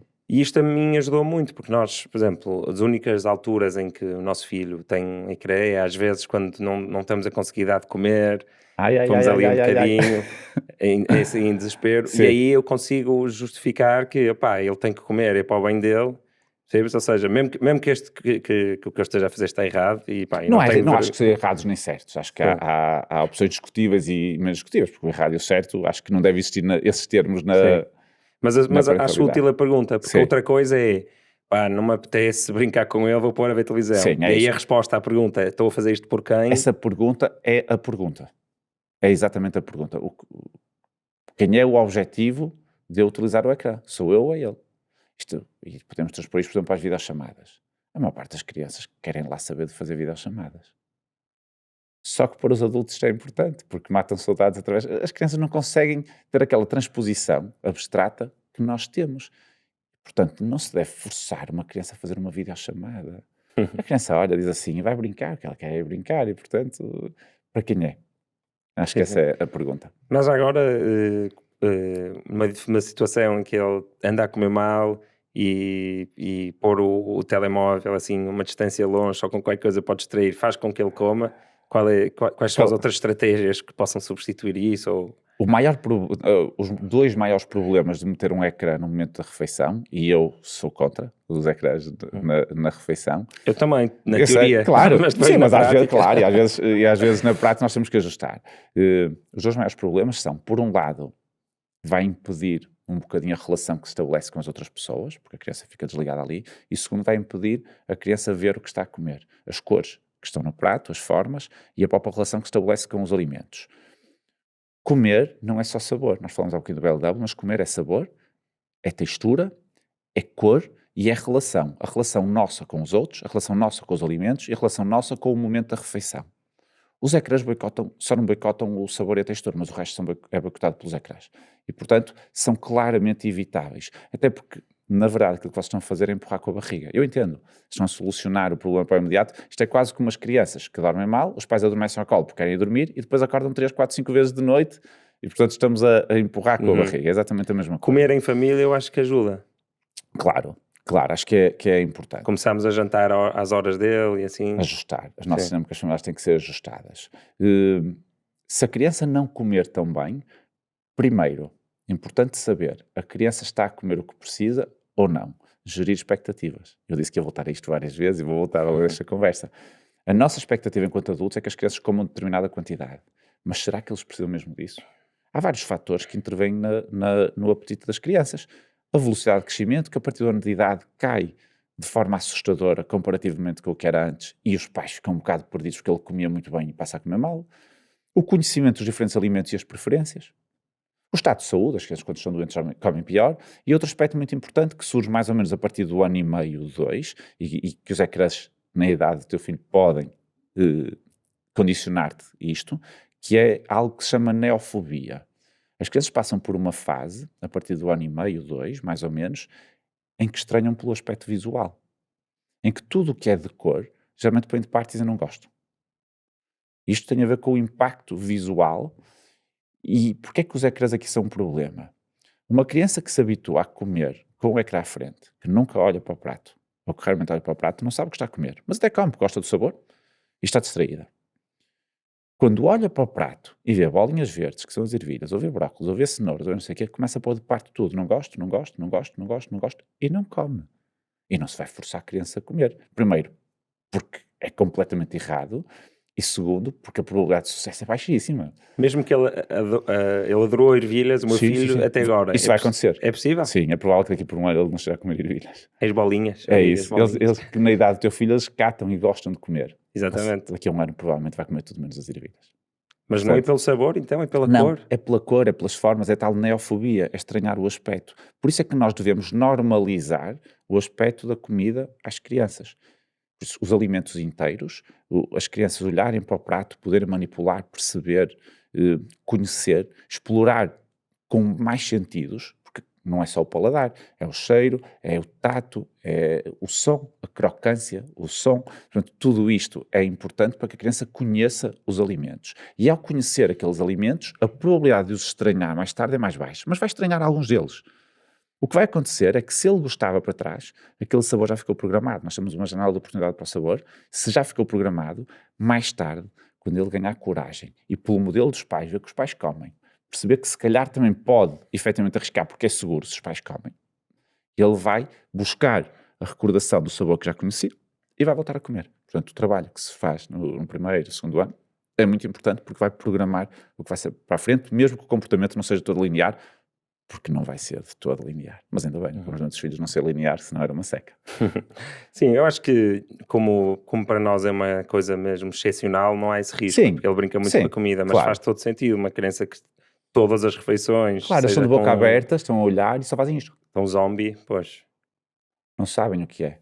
E para além depois da parte toda de relação, porque estar à mesa, pois estas são aquelas crianças que se fartam de estar à mesa. Estão 10 minutos e fartam-se, querem sair, estão a andar de um lado para o outro, os pais zangam-se porque eles não querem estar à mesa. Claro, se não foram habituados a isso, mas pode ser treinado, mais uma vez, e aqui também, no mesmo sentido que falamos há bocadinho em relação ao sono, pode ser treinado logo desde sempre. Mesmo que a criança coma uma sopa, depois pode estar os pais a comer e eles a fazer a tal alimentação mista, com os sólidos a irem comendo, todos a partilharem, os pais até podem comer um bocadinho. É fácil interagir, é fácil mostrar aquilo que quase toda a gente apregou, que é as refeições são momento de partilha. Só que não pode ficar nas palavras, tem que ficar na realidade mesmo. É um truque que eu às vezes faço com o meu filho, que é quando ele não está a gostar muito de comer qualquer coisa, não é quando está na cadeira, assim, em situações particulares, eu sento-me assim no chão encostado com a tigela dele a comer. Sim. E ele aí quer sempre a minha comida. Claro, e vem claro. E come logo. É muito nós engraçado. somos os maiores exemplos dos nossos filhos. Tudo que nós fazemos, eles estão a medir. Podem não usar logo a seguir, mas estão a medir. E, portanto, se tu pegares numa comida que queiras que o teu filho coma, é só começares a comer. Mais cedo ou mais tarde ele vai comer igual. Portanto, acho que esse é o grande poder, é um dos nossos grandes superpoderes enquanto pais. Já que estamos aqui na alimentação, alergias, é melhor nós darmos todo tipo de comida desde cedo, não é? Sim, essa resposta é fácil. Neste momento, o que os estudos demonstram, e existe inclusivamente uma posição oficial da Sociedade Europeia de Nutrição Pediátrica, é que a introdução precoce dos alimentos diminui o risco de alergias. Já passamos por tudo, a última tendência antes desta era atrasar os alimentos alergénicos, e aquilo que se percebeu é que as alergias aumentaram bastante. Portanto, quanto mais cedo, melhor. A partir dos 6 meses, pode-se introduzir todo o tipo de alimentos, não há justificação para introduzir nenhum tipo de alimentos. Claro que alimentos saudáveis e naturalmente presentes, não processados e sem sal e sem açúcar, mas todo tipo de alimentos podem ser introduzidos a partir dos 6 meses, porque isso ajuda a prevenir alergias. E isto é uma coisa relativamente simples de entender, porque até há uns anos atrás achava-se que havia alergia e não alergia, só, portanto, ou era alérgico ou não era alérgico, e neste momento na equação temos um outro fator, que é alergia e tolerância. Sendo que a alergia é reconhecer a partícula como potencialmente nociva e reagir, a tolerância é reconhecer a partícula como potencialmente não nociva e não reagir. Nós temos que programar para não reagir. Se eu não introduzir os alimentos, introduzir tarde, aquilo que acontecia é que não havia alergia nos primeiros anos. Mas quando introduzia, como não havia tolerância, havia respostas alérgicas. Neste momento, ao introduzir precocemente, o que nós vamos fazer é ajudar o organismo a reconhecer que aquilo não faz mal nenhum, vai produzir a tal tolerância àqueles alimentos e, ao ser tolerante, já não desenvolve alergia. Basicamente é isto. No outro dia estava a ouvir o Jonathan Haidt a falar sobre antifragilidade e sistemas que ficam mais fortes quando são postos sobre um bocadinho de pressão controlada. E ele fala de um estudo de 2015 do King's College London, em que pegaram em 600 bebês. Os 600 bebês já tinham um risco maior de poder vir a desenvolver alergias a amendoins, porque já eram bebês que ou tinham eczema ou alergia a ovos. Sim. 300 bebês para um lado, 300 para o outro. A estes 300 disseram aos pais, olha, estes bebês tinham até 11 meses. Disseram, vocês vão dar amendoim, dia sim, dia não, ou pelo menos uma vez por semana até aos 5 anos. Vocês vão fazer tudo por tudo para evitar qualquer contacto, incluindo agora, se ainda tiverem a dar de mamar, a mãe não pode comer amendoim. E no fim, os resultados foram o grupo que foi hiperprotegido, 17% desenvolveu alergia.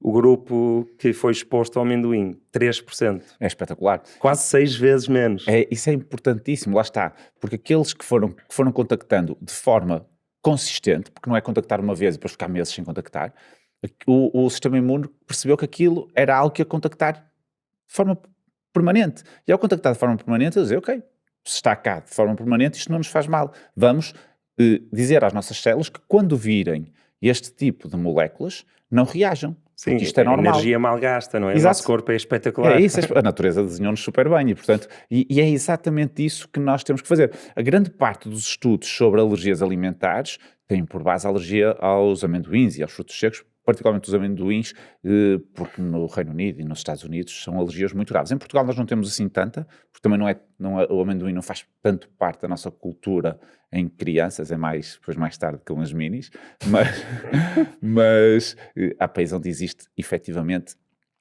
problemas graves de saúde com a alergia ao amendoim e com situações muito, muito complexas. Eu estava a ler sobre este estudo e é engraçado como o investigador principal, ou a pessoa que teve a ideia para o estudo, uma das coisas que reparou foi que em Israel havia muito pouca alergia a amendoins em crianças, mas que descendentes judeus de israelitas a ver no Reino Unido e na Grã-Bretanha tinham muito. É isso. E lá há uma espécie de, sabes aqueles cheetos, mas que são saudáveis, que podes dar aos bebês, os puffs, chamados puffs. Sim, como é que se diz em português? Puffs? São, sei lá. Aquelas almofadinhas tipo cheat. Sim, são inflados. Culturalmente, em Israel, uma dessas coisas que se dá aos bebês é um que contém amendoim. Claro, é o contacto e que era por causa disso, e foi um bocado aí que veio a ideia para fazer essa investigação. Claro, e é exatamente isso. O contacto precoce ajuda a prevenir, atenção, contacto precoce, em crianças que não são alérgicas. Crianças alérgicas não vamos usar para achar que ficam tolerantes. Depois tem que ser algo mais cuidadoso, desenhado com o tempo. Portanto, uma criança que seja alérgica ao amendoim, não vamos dar amendoim na esperança de ficar tolerante. Mas crianças que não têm alergia documentada a nenhum alimento podem e devem contactar com tudo o mais precocemente possível. E esta história fala-nos de duas coisas, que é Uma é esta coisa da antifragilidade, não é? Que as crianças são antifrágeis, ou seja, quando pões pressão ou dificuldade sobre vários dos sistemas de uma criança, eles tendem a ficar mais fortes, não é? Desde que não seja longe demais Claro. a criar Temos dano. limites, sim. E outra coisa interessante que nos diz fala-nos do medo. Às vezes as pessoas, quanto mais medo têm de uma coisa, parece que ajudam a coisa a acontecer. E eu aqui consigo imaginar perfeitamente uma mãe que durante a gravidez tem muito medo que o filho venha a ter alergia a amendoim, então evita totalmente. E depois no início da vida também faz tudo por tudo. E sem querer está a multiplicar se calhar por 6 a probabilidade do filho vir a ter alergias a amendoins. Com a melhor das intenções, e aqui não há nenhum tipo de julgamento. A questão é que a pessoa diz, ele também não precisa de ser agora, pelo simples não vou dar. Depois mais tarde, logo se vê. Ao empurrar para mais tarde, aumenta o risco de uma alergia. Portanto, aqui o cuidado de diversificar os estímulos, mesmo do ponto de vista alimentar, faz todo o sentido. Agora mais polémico, palmadas. Esse é um hot topic. Sim. Primeiro, é fácil, palmadas não. Nós somos os modelos, já disse isto, somos os modelos dos nossos filhos. Portanto, temos que ter duas máximas na nossa cabeça. A primeira é que nós devemos agir como gostaríamos que os nossos filhos agissem.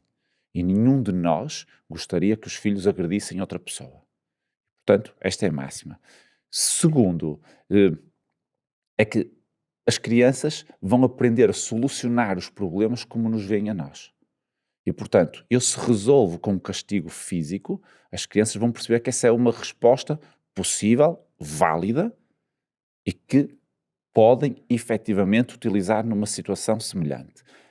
Claro que nós adultos sabemos que, se calhar, foi uma palmada e foi um escape, foi alguma coisa que não estávamos bem, não decidimos bem e sabemos que aquilo não é para utilizar regularmente. Mas uma criança não tem essa percepção. E, portanto, aquilo que nós estamos a ensinar é profundamente errado. Eu não vou entrar na questão de levou uma palmada, ficou traumatizado para o resto da vida. Ok, também não, acho que não é preciso ir por aí. Temos é que perceber que nós estamos a ensinar os nossos filhos a agir perante adversidades quando nós agimos perante adversidades. E dar uma palmada não ensina nada de bom a uma criança. Nada.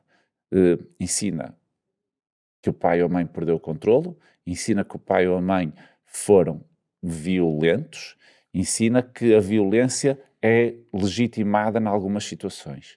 E, portanto, é um não. É um não. E há outro aspecto que eu também às vezes acho que é importante os pais pensarem nisto um bocadinho.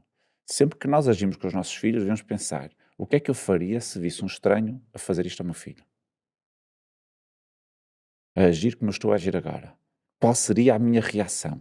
Claro que nós temos uma responsabilidade diferente, que não vemos nos estranhos, é verdade, e uma preocupação diferente com a educação, o que lhe quisermos chamar. Mas se eu estou a agir com o meu filho e ficaria horrorizado por ver um estranho a agir assim com ele, não estou a agir bem, seguramente. Boa, é uma boa maneira de balizar e de pensar no assunto. E até me alivia um bocado, porque anteontem o meu filho ia pôr a mão no forno, que estava quente, e a única maneira de eu travar a tempo foi dar-lhe assim na mão.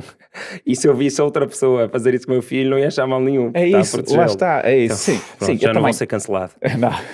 Pronto, esta questão, eu fugi, ou não quis entrar de propósito na questão do ficar traumatizado com uma palmada, porque essa é uma questão que não tem resposta, como é lógico. E não acho que deva ser essa a preocupação. Nós devemos preocupar em tornar os nossos filhos felizes, capazes, autónomos, aquilo que disse há bocadinho. Portanto, a nossa preocupação não é com os traumas que nós vamos induzir com uma ou duas atitudes impensadas, mas, acima de tudo, perceber que tipo de adulto é que eu gostaria de ensinar o meu filho a poder ser, salvaguardando que cada criança é individual. Portanto, olhar para nós, antes de olhar para os nossos filhos, acho que nos frena um bocadinho.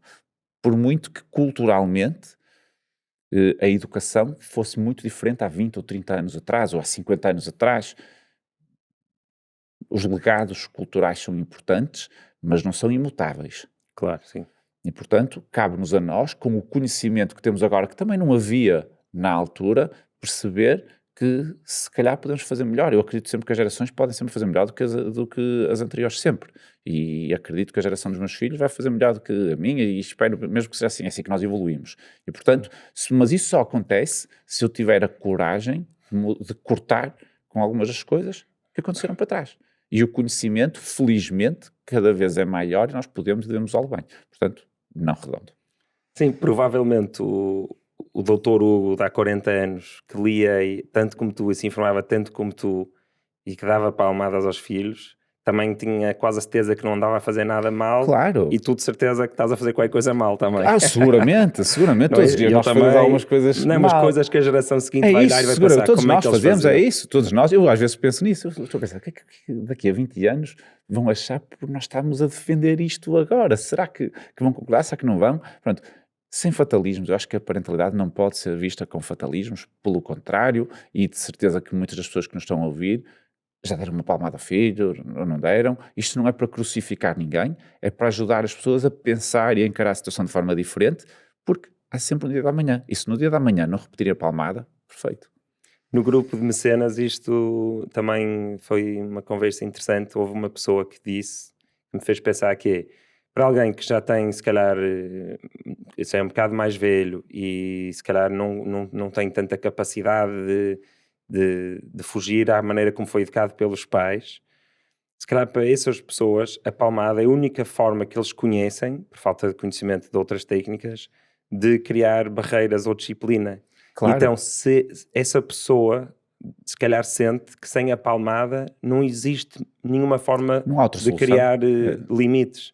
E isso fez-me ficar com um bocadinho mais empatia por quem está nessa situação. Eu já pensei nisso assim, há pessoas que não conseguem porque não têm outro tipo de soluções, porque não aprenderam, porque não se debruçaram sobre o assunto, porque naquele momento não foram capazes de encontrar outro tipo de soluções. E dão uma palmada porque acham que que esse é o único caminho para poder solucionar aquele problema, por muito que seja com a melhor das intenções. A questão é que a melhor das intenções esbarra quando nós estamos a ter uma atitude ofensiva para outro. Não, ou se for muito emotivo e não consciente. É que uma coisa é uma palmada de raiva, outra coisa é não é? Claro. E, portanto, acho que o princípio deve ser palmadas não. Há o movimento nem mais uma palmada e eu acho que, sem querer apontar o dedo a ninguém, como é lógico que este não é o objetivo, não é apontar o dedo, é ajudar a pensar, mas eu subscrevo, nem mais uma palmada. Então deixa-me ler aqui uma coisa de um mecenas anónimo. Quando era criança, também houve um ou outro episódio em que o meu pai se chateou mais. Pedia que eu estendesse a palma da mão e dava uma palmada por cima. Aquilo era mais um high five pouco ortodoxo do que um ato de violência física. Mas para mim, eu sabia que tinha feito porcaria quando o meu pai me colocava naquela posição. E não era por me ficar a doer, mas pelo suspense até ele concretizar o ato que acabava por não doer. Olhando para trás, acho que a coisa funcionou sem me prejudicar. Mas será que pode ser o suficiente para induzir em certas crianças a ideia de que quando te desautorizam podem recorrer à condenação física? O problema é sempre quebrar a primeira barreira. Este é um problema grande. O sentir que se pode quebrar, e todos nós sabemos que depois de quebrar a primeira vez é muito mais fácil repetir. E é esse o grande problema desse tipo de palmada. Eu entendo. Estás a dizer que para a palmada se tornar simbólica e sem dor, teve que primeiro... Não, estou a dizer é o poder induzir algum tipo de comportamento em quem recebe, de poder perpetuar o ciclo da palmada. Eu entendo, e essa descrição é interessante porque nos pode pôr a pensar na palmada de uma forma diferente. Se calhar, a palmada neste contexto era quase como era mais neirada. Mais simbólico, se calhar. É isso, mais simbólico que propriamente a punição física. A questão é que será que esta pessoa consegue ver isto agora e conseguia ver num momento assim, ou agora com outra maturidade é que consegue perceber isto assim? De que forma? É que foi sentido na altura. É que foi sentido na altura e em situações semelhantes de conflito, até podia ser quando era criança, conflito com outras crianças, ou agora se for pai, não sei se é, não interessa, é que consegue parar e perceber que não é isso que quer fazer, ou que se for dar uma palmada com essa perspectiva, se o filho vai perceber como ele percebeu. Nós temos aqui tantas nuances que nos fazem querer quebrar o ciclo. E é importante quebrá-lo de alguma forma. Sim, há de haver outros símbolos para além da É palmada, isso. não é? O mais importante é nós construirmos uma relação com as crianças que não precise de chegar a esse extremo. Dedicar tempo de qualidade, estar genuinamente com os filhos, abolir distrações, preocupar-nos em estar envolvidos no dia a dia, nas rotinas todas, seja rotinas de casa, seja rotinas escolares, rotinas desportivas, rotinas, todo tipo de envolvimento possível, para criar relações suficientemente estáveis, sólidas e seguras para não ter que se chegar aí. Acho que o caminho passa por aí. O nem mais uma palmada tem que apostar, tem que ser claramente nem mais uma palmada, porque preventivamente nós temos relações mais fortes com os filhos. Uhum. E tem que ser um movimento de informar, Sim. porque esta pessoa que foi falada, não é? Esta pessoa fictícia que só conhece essa ferramenta, realmente na cabeça dela não há outra Claro. ferramenta para fazer aquilo. E atenção que há insultos verbais que podem ser bem mais graves para o sentir da criança do que uma palmada. Pronto, falamos da punição física porque tem este... Sim. Mas há outro tipo de punições que podem não ser punições físicas, que são tão ou mais graves, ou para aquela criança em particular, a forma como ela interpreta, pode ser tão mais grave do que uma palmada. Portanto, acho que isto tem que ser visto de uma forma mais alargada e perceber que os extremos de punição são sempre uma opção. Trabalhar na prevenção. Temos aqui uma pergunta da Ana Santos Cortês, que é um bocadinho uma crítica à pediatria. Tenho um bebê de 4 meses e sinto sempre que a maioria dos pediatras é prescritivo em vez de ouvinte e adaptativo. Adoram dizer que é normal e que há de passar.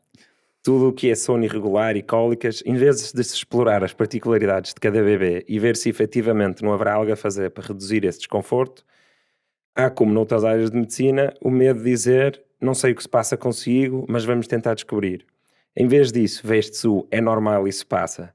Porquê? Porque standardizam tanto e porque só adotam uma postura de pediatria reativa em vez de preventiva. Isso é aí com a agulha. Assim, nós somos conhecidos, nós pediatras, pelo é normal, é verdade. Porque, na maior parte das vezes, o tempo joga a nosso favor. Há muitas situações que nós conhecemos a evolução natural, mas não sabemos a causa. E isto deixa-nos logo um handicap muito grande em termos de intervenção. Eu quando falo de cólicas na primeira consulta, e serem pais das minhas consultas a ouvir, sabem isto, eu quando falo de cólicas digo logo. Desculpa, mas falas preventivamente. Falo, Ainda não aconteceu nenhuma primeira consulta. Pronto, tem cólicas, não tem cólicas, e depois explico, olha, as cólicas é o nome abstrato que nós damos aos bebés que choram e nós não sabemos muito bem porque é que choram.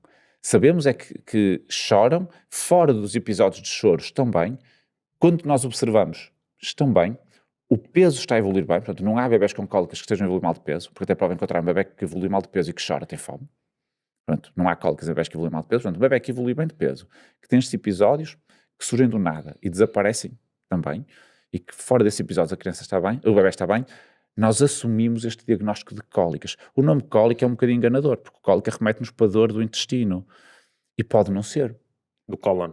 E o termo de cólica é um tipo de definição de dor, do ponto de vista médico.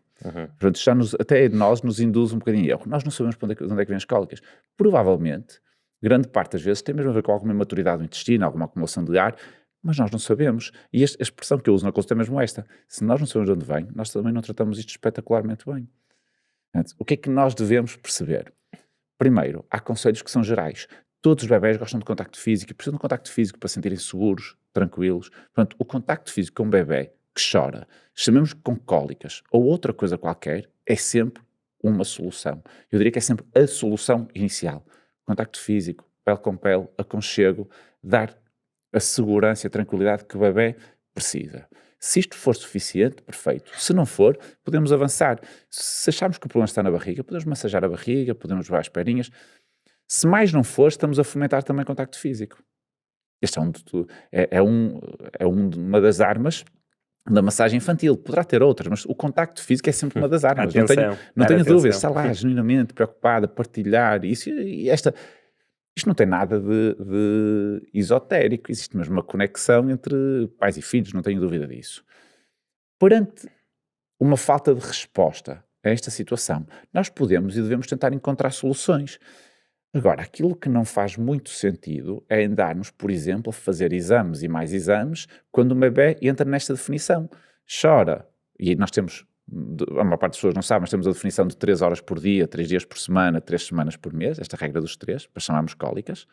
Tem que ser pelo menos 3 vezes 3 por horas dia. por dia. 3 horas por dia. Sim, não precisa ser seguido, mas pronto. Mas quando temos um bebê que cumpre estes episódios de choro e que fora disso está bem, nós não encontramos causa nenhuma, faz mais sentido tentar tranquilizar os pais, explicar que o curso natural é este, piora a partir da 3ª, 4ª semana, melhora a partir do 3º, 4º mês, e até lá vamos tentar encontrar estratégias que permitam aliviar um bocadinho o desconforto dos bebés e dos pais, porque um bebé com cólicas é um desconforto para os pais, é uma sensação de impotência grande. Agora, no meio disto, é inevitável que eu diga, olha, é normal que seja assim, é suposto que seja assim. E temos é que estar muito atentos a tudo o que foge desta evolução considerada normal. Tudo o que é atípico tem que nos levantar questões. O que é típico, o tempo joga a nosso favor e faz sentido aguardar. Não de braços cruzados, convém dar soluções, mas... Às vezes as soluções são mais para tranquilizar os pais do que outra coisa. E o nosso primeiro papel é não fazer mal, e depois é fazer bem. Juramento de Hipócrates. Claro. E nós temos que primeiro não fazer mal. E às vezes ser muito interventivo é fazer mais mal do que bem. Não só por possíveis consequências do que se vai fazer, mas pela ansiedade que se gera, por todo aquela dinâmica familiar que gira em volta de um problema que depois vai saber aos 3, 4 meses não existe porque passou e eram cólicas. Por isso é uma defesa à classe, mas o nosso grande papel, como não temos respostas para tudo, é identificar o que está típico e esse tranquiliza-nos. Devemos dar soluções aos pais, mas sempre numa ótica também de tranquilizar e estar muito, muito alertas para detectar precocemente o que é típico. E aí sim, temos que intervir. E em geral eu acho que a literacia, falta um bocadinho disso na literacia geral de saúde em Portugal, que é os médicos, qualquer que seja a especialidade, é tudo um jogo de probabilidades. Claro. Tu vais ao médico de família com dor de cabeça e aquilo pode ser porque bebeste café e não bebeste água e pode ser um cancro. Claro. E no meio disso tudo, sim, temos uma série, pode ser uma sinusite, uma enxaqueca, portanto... Mas é uma tragédia, se quiseres, de não ainda, se calhar a inteligência artificial vai nos ajudar, não conseguirmos, não é? Chega um doente e de repente analisar todos os sistemas dele ao mesmo tempo e fazer uma análise ao sangue e fazer, não é? É impossível. Não há recursos, não há velocidade, não dá. Temos que ir pela probabilidade. Nem há conhecimento para isso. Até porque muitos diagnósticos são o que nós chamamos de diagnósticos de exclusão. Um diagnóstico de exclusão é quando tudo o resto está normal, nós vamos assumir. E agora, tudo o resto está normal porque não se detectou o que ficou, ou tudo o resto está normal e efetivamente é aquilo que estamos a dizer. Portanto, há de haver sempre essa dúvida. Aqui, o outro aspecto importante é criar uma relação de confiança com esse médico. Com o médico e perceber que estamos lá. E estamos todos a tentar otimizar aquela situação. Na pediatria, volto a dizer, o tempo joga a nosso favor e com esta relação de confiança e aguardando um bocadinho, é como as infecções víricas. As viroses que tiram o sono aos pais e fazem os pais arrancar cabelos e ninguém gosta. Dizer, é uma virose, é sempre uma virose, isso é porque vocês não sabem. E o que é que nós sabemos das viroses? Que são infecções víricas, como qualquer infecção vírica, tem uma duração média de 3 a 5 dias. Eu posso prever e dizer, tem febre agora, daqui a 3 ou 4 dias vai começar a desaparecer. Portanto, se daqui a 3 ou 4 dias não houver melhoria, volte. E as pessoas dizem, bolas, mas não me disse o que era. E eu disse, é uma infecção vírica, vai ter este curso normal. Esteja atento que se não tiver este curso normal, aí devemos investigar. Mas às vezes é difícil, até porque temos a vulnerabilidade própria das mães e dos pais, e não há nada que nos torne mais vulneráveis do que ser pai ou mãe. E nós, às vezes, podemos não ter isto em atenção, mas temos a obrigação de ter sempre isso em atenção. Sim, e eu senti o timing deste episódio foi perfeito, porque ontem foi assim a primeira vez, o meu filho tem 1 ano e 4 meses, foi a primeira vez que ele teve uma mudança de comportamento que me preocupou e que eu não soube muito bem como reagir. E já vou explicar porquê, porque tem a ver com a creche, que é uma coisa que eu queria falar a seguir, mas sim, relacionado com isto. Da mesma maneira como o meu irmão, que é médico, meio que me ensinou isso, que é, pá, isto é tudo probabilístico, se ainda tiveres isso passado 3 ou 4 ou 5 dias, voltamos a ver, que é o mais sensato.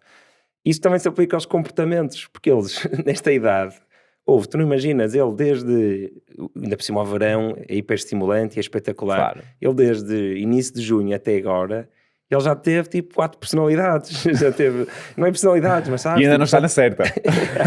Eu só vou-te avisar. Nunca vai estar, tem que Não, apanhar não, muito não. ainda. Ontem senti isso, ele que entrou para a Cresce e teve uma mudança de comportamento. E nós estávamos preocupados, mas depois eu lembrei-me disso, que ele muda muito, e depois pensei, não, espera, se ele continuar a ter este comportamento, ele se calhar hoje dormiu mal, se calhar hoje aconteceu qualquer coisa, não vou já começar a tirar 1000 conclusões. Se ele continuar a ter este mau comportamento durante uma semana, aí ok, isso. estou autorizado a mim próprio de me Claro, preocupar mais. claro. E é engraçado, mas passa da saúde para o comportamento. A pediatria é uma medicina de comportamento muito mais que uma medicina de doenças. Ponto, não tenho dúvida nenhuma. Sempre achei isto, já quando entrei na especialidade, e lembro-me de ouvir, e ainda era eu interno, portanto já há uma série de anos, o professor Carmona da Mota, de Coimbra, a dizer num congresso, mas que raio, desculpa-me, mas que raio de pediatria é esta que nós, em vez de tratar meningites, estamos a falar do comportamento das crianças? Nós temos que nos adaptar. E ele dizia isto não num sentido crítico, mas no sentido de a pediatria mudou. E mudou à custa das vacinas, à custa da melhoria das condições socioeconómicas, condições higieno-sanitárias, mudou muito. E, portanto, neste momento, a medicina, particularmente a pediatria, é muito uma especialidade de comportamentos. Tem mais de psicologia do que tinha então, se calhar, há 100 anos. Tem mais psicologia do que tinha há 100 anos, não tenho dúvida. E, portanto, cada vez mais nós temos obrigação de conhecer o desenvolvimento das crianças, conhecer as particularidades, perceber a tal aquisição progressiva de competências que é o desenvolvimento infantil, perceber que tudo isto vai suscitar respostas adaptativas diferentes, comportamentos diferentes. E aquilo que tu dizias, ele teve um comportamento diferente, ok, vamos ver, há 1001 razões para ter um comportamento diferente, vamos aguardar para ver. Aquilo que se calhar antigamente se dizia, é uma fase e isso passa, que é outra expressão que os pais não gostam, vamos ver, vamos perceber, e perceber do ponto de vista de desenvolvimento como é que aquela criança se está a posicionar. Para além disto, mais uma vez, nunca retirar a criança do contexto onde está inserido. Seja o contexto escolar, seja o contexto familiar, todas as relações que se estabelecem e a qualidade das relações. Por isso é que nós já hoje discutimos a questão da palmada, portanto, a qualidade das relações, dos exemplos, do afeto, da tranquilidade, da segurança que deve haver, que vai condicionar muitas das tais respostas das nossas crianças.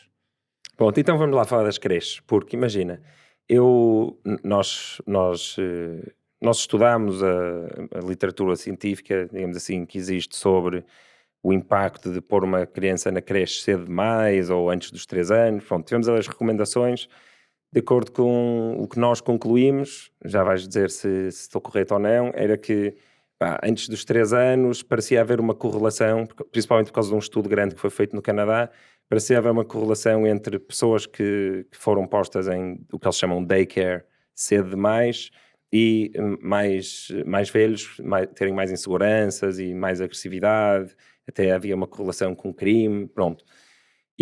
Mas o que é que pensámos? Pensámos, vamos testar, porque todos estudos, como tu sabes, são distribuições, não é? Há vários tipos de distribuições. E essas conclusões com adultos de agora são contextos completamente diferentes.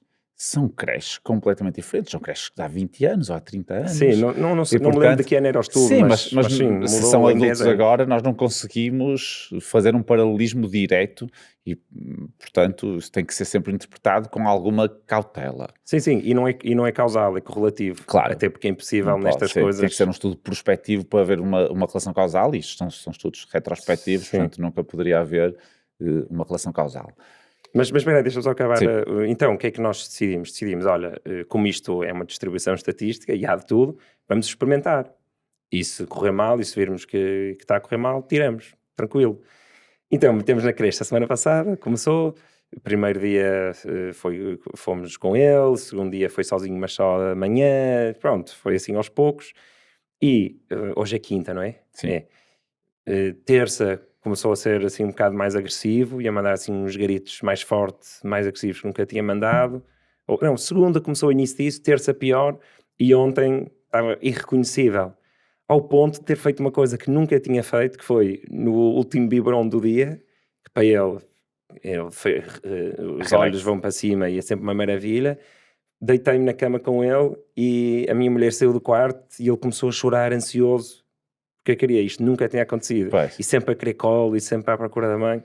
Então isto, nós ficámos muito preocupados e agora não sabemos muito bem o que fazer. É ok, vamos esperar até daqui a mais um mês, quando as outras crianças já não tiverem a chorar tanto, vamos esperar até aos 3 anos, vamos daqui a uns dias voltar a tentar, porque isto pode ser normal em uma fase. O que é que devemos fazer? Sim, é difícil encontrar uma resposta, mas eu acho que essas dúvidas são perfeitamente normais e é comum nesta fase de início do ano surgirem esse tipo de situações. Primeiro, relativamente à idade para entrar para a escola, realmente a maior parte dos estudos dizem que não há grande benefício em entrar antes dos 3 anos. Porque a partir dos 3 anos é que se dá mais a socialização, a aprendizagem do eu social. Pronto. Na verdade, a partir do ano de idade já existe alguma partilha de espaços, já existe aqui algo também importante que é a comunicação intencional, a linguagem verbal, e o estar com outras crianças pode servir de estímulo, como é lógico. Portanto, eu diria que abaixo do ano de idade efetivamente não há vantagens. Se tiver que ser, também não é dramático, mas não há vantagens. E entre o 1 e os 3 é uma zona cinzenta. A partir dos 3 é vantajoso andar na escola. Posto isto, é importante que as pessoas percebam, do ponto de vista familiar, o que é que lhes faz mais sentido. Qual é a solução ideal do ponto de vista familiar, de dinâmica, de rotinas. E se calhar, se houver duas soluções muito próximas, pesá-las, mas se uma for claramente melhor que a outra, acho que faz sentido optar por essa. Se uma for mais... Claramente melhor para aquela rotina familiar do que outra. Estou a falar de ficar em casa ou ir para a creche. Não, mas se a criança começar a ficar Não, estou a falar antes disso, na escolha inicial. Ok, no momento da decisão. No momento da decisão, se vai ou se não vai. Pronto. Se a decisão for ir para a creche, é importante perceber que numa fase inicial, principalmente se forem crianças com mais de 1 ano, é normal, eu diria até que mais de 9 meses, é normal que haja aqui algum estranhar. É normal que uma criança que passou 1 ano, 15 meses, 18 meses sempre com os pais, que se for deixado com estranhos, que se vá sentir ali pouco confortável. O primeiro aspecto a ter atenção é, a criança fica só desconfortável quando é deixada na creche e depois passa o dia bem, ou fica grande parte do dia ou o dia todo desconfortável. E aqui a opinião dos educadores e dos auxiliares é fundamental. Se for uma coisa momentânea só da despedida, que é a maior parte das vezes, à partida, as coisas estão a correr bem e acho que não deve haver aqui nenhum peso na consciência para os pais. Não, mas mesmo essas despedidas não podem criar um ligeiríssimo trauma de abandono? Podem, mas eu detesto fatalismos, acho que não é, acho que isso... Mas nós tu andamos a correr detestares é um atrás... viés cognitivo. Eu sei, já sabia que ias dizer isso, mas a verdade é que não há ninguém que consiga dizer que isso efetivamente vai ter consequências. Eu não estou a dizer que não há. Ok, Eu não estou a dizer que não não há. sabemos. E por isso é que eu coloquei a tónica primeiro na decisão dos pais de perceber o que é melhor para a família. Se houver duas decisões próximas, podemos ter isto em atenção, que as recomendações dizem que é só a partir dos 3. Se as decisões não estiverem assim tão próximas em termos de facilidade para a família, acho que faz sentido, tendo atenção a estes aspectos. Agora, depois o que é importante perceber? Fora do contexto escolar, como é que está a criança? Se ela até ficou bem no dia, mas depois com os pais não está bem, vamos tentar perceber o que é que se está a passar. Temos muitas hipóteses. Claro que a opção direta é ele sentiu-se abandonado. Está zangado comigo por sentir abandonado. E efetivamente isso é uma hipótese. Eu não vou dizer que não. Mas temos outras. Temos a hipótese dele ter passado o dia a ver crianças a chorar e a pedir colo e que ser um comportamento quase de imitação. Também é possível. Temos... Daí uma das nossas hipóteses ser, vamos esperar para daqui a um mês as crianças ou já não chorarem ou terem desistido os pais e voltar a tentar. Exatamente.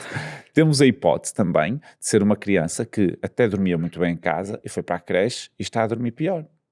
Chega ao fim do dia e à noite muito mais irritada, com menos paciente, menos tolerante, e quando as crianças estão nesse estado, vão estar mais exigentes para os pais. Mas nós temos várias opções.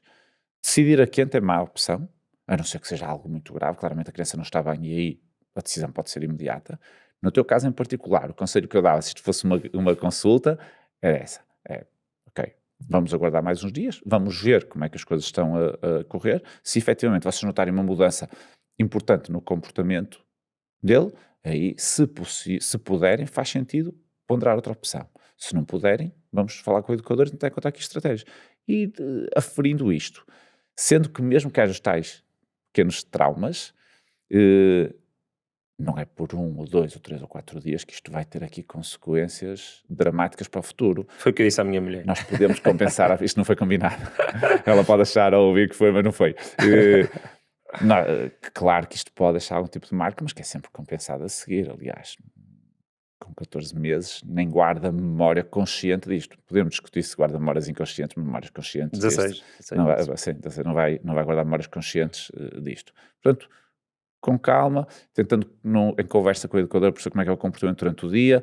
Até pode importar como é que é o comportamento dos outros meninos, se há algum que tenha assim um comportamento mais apelativo, porque esteja mais desconfortável, estranha mais e tudo. E eu dava mais uns dias, porque na maior parte das vezes o tempo joga a nosso favor. Este é o maior truque da pediatria, que o tempo joga a nosso favor. Mas acho que sim, acho que sem nenhum tipo de problema é lícito aguardar quando não estamos a falar de situações graves. O tempo joga a nosso favor soa melhor do que é normal. Mas é o mesmo. Estou a brincar. Não, percebo que pode vir do mesmo lugar, mas para quem vai à consulta... É tranquilizador. Isto é quase... Aliás, eu há bocadinho falei, meio a brincar, meio a sério, das infecções víricas. Eu gosto mais de falar em infecções víricas do que virose, porque o termo virose desencadeia alguns anticorpos. Ah, é? Porquê? Porque as pessoas acham que virose é o nome que nós damos às doenças quando não sabemos o que é que são. Nem sabia que havia essa associação a essa palavra. Há muito, mas isto a culpa é nossa. E eu nas minhas aulas digo isto aos meus alunos: se vocês tiverem uma família, um pai ou uma mãe que vai à urgência com um filho e que está com um quadro respiratório e vocês sabem que é uma infecção vírica e dizem aos pais, não se preocupe, isso não é nada, é uma virose, vocês estão a fazer confusão na cabeça daquelas pessoas. Se não é nada, como é que pode ser uma virose? Se vocês ouvissem isto de outra área que não fosse a vossa área de conhecimento, vocês iam dizer, este tipo não percebe nada disto. E portanto, vocês têm que ser claros. Tem que dizer, não se preocupe, isto não é nenhuma infecção grave, é uma infecção provocada por um vírus. Podemos dizer uma virose, mas para já temos que desmontar o que é isto da virose e vai demorar uns anos a retirar esta carga negativa. A maior parte dos pais acha que virose quer dizer que é um vírus que o médico não conhece assim tão bem. Que nós não sabemos, às vezes, e que nos está a escapar alguma coisa que nem sequer sabemos o que é. Isto acontece muitas vezes. Mas podem nem saber exatamente qual é o vírus. Claro, e não sabem. Não, mas a expressão virose provoca desencadeia aqui, tem uma conotação negativa, mas isto tem a ver com comunicação. A comunicação, a par do conhecimento, são as nossas duas armas. Se nós não usarmos muito bem uma delas, vamos ficar coxos. E é um bocadinho isso. E, portanto, se nós não comunicarmos bem, as pessoas vão perceber mal. E a questão em vez de dizer, é normal ele chorar porque isto é uma adaptação, sério, vamos perceber o que está a fazer, o tempo joga a nosso favor, com o tempo vamos perceber quais são as respostas que ele vai desencadear perante a situação, é exatamente o mesmo, mas dá uma tranquilidade diferente. E aquilo que os pais geralmente procuram quando vêm ter connosco é segurança. Nós temos que dar segurança. E se não soubermos, vamos dizer que não sabemos, não tem mal nenhum. Isto também é dar segurança, ou dizer que não se sabe. Agora, fingir que sabe geralmente causa insegurança, e isso é errado. Pois, mas se calhar há perfis de pais que ouviram não sei, é muito ansiogénico. Se calhar preferem que o médico finja, se calhar é melhor para eles que o médico finja que sabe. Mas eu não sei, sim, eu entendo, mas eu não sei, nunca deve vir órfão. Ou não sei, claro, deve ser, vou ler, ou vou falar com algum colega meu especializado nessa área, ou não se preocupe que eu amanhã digo-lhe alguma coisa. Ou logo digo-lhe alguma coisa, ou daqui a bocado ligo-lhe. Portanto, se for assim, lá está. A comunicação é tão importante como o conhecimento. Supositórios de Benuron e Ibuprofeno. Há pessoas que dizem, eu sei que pelo menos uma enfermeira nas nossas vidas já nos disse isso, que dar um supositório de Benuron não faz mal nenhum, se ele tiver assim um bocadinho mais queixoso não faz mal nenhum. Pronto, e acho que quase toda a gente é assim, não sou assim tão especial, tento evitar dar coisas claro, supérfluas, a não ser que seja necessário. Mas há aqui uma zona cinzenta, não é? Que é uma zona cinzenta de ele parece estar com dor de alguma coisa, mas não tenho a certeza, não está com febre. Nesses casos, eu gostava de saber melhor qual é que é o impacto negativo de dar um Benuron quando o Benuron se calhar não era necessário. Impacto negativo? Não vai ser nenhum. Nenhum, nem para o fígado, nem para o estômago. Não vai ser nenhum. Agora, pode ser desnecessário. O que é importante? Perceber, mais uma vez, que as crianças podem, depois depende da idade, aqui é difícil generalizar. Se for um bebê ainda não verbal, se estiver desconfortável, vai manifestar o seu desconforto. Se houver, o que é que os pais fazem? Pegar ao colo, tranquilizar, perceber se há algo evidente. Se não perceberem e parecer que tem dores, eu não acho que seja errado dar algo para as dores, para aliviar o desconforto. Mas se calhar nem é uma dor, mas nesses casos então não tem um Na lado... dúvida, se calhar é mais prejudicial deixar uma criança desconfortável quando podemos aliviar o desconforto do que dar um medicamento desse tipo, Paracetamol, no fundo. desde que a dose seja certa, o risco é, eu não posso dizer que é nulo, costumo dizer que na medicina e no amor nem nunca nem sempre, mas é praticamente zero mesmo, portanto, não é para abusar, disseste, não é para dar por tudo e por nada. Mas se estiver desconfortável e não sabem a causa, eu não acho que seja errado. E às vezes tenho pais que me dizem, ele está super desconfortável, não sei o que entende, já fiz isto, já fiz aquilo. Pronto, experimente, dá-lhe. E se não passar, depois diga-me alguma coisa. E às vezes resolve, e basta e passou, e nós não sabemos o que é, e o que interessa é que os miúdos fiquem bem. E o paracetamol já é estudado há muitos anos também. Sim, por isso não há o problema é a dose cumulativa diária, não são as doses individuais. Portanto, não tem, por isso é que eu digo que o risco é nulo, ou praticamente nulo. E ibuprofeno? Igual. E se for oral?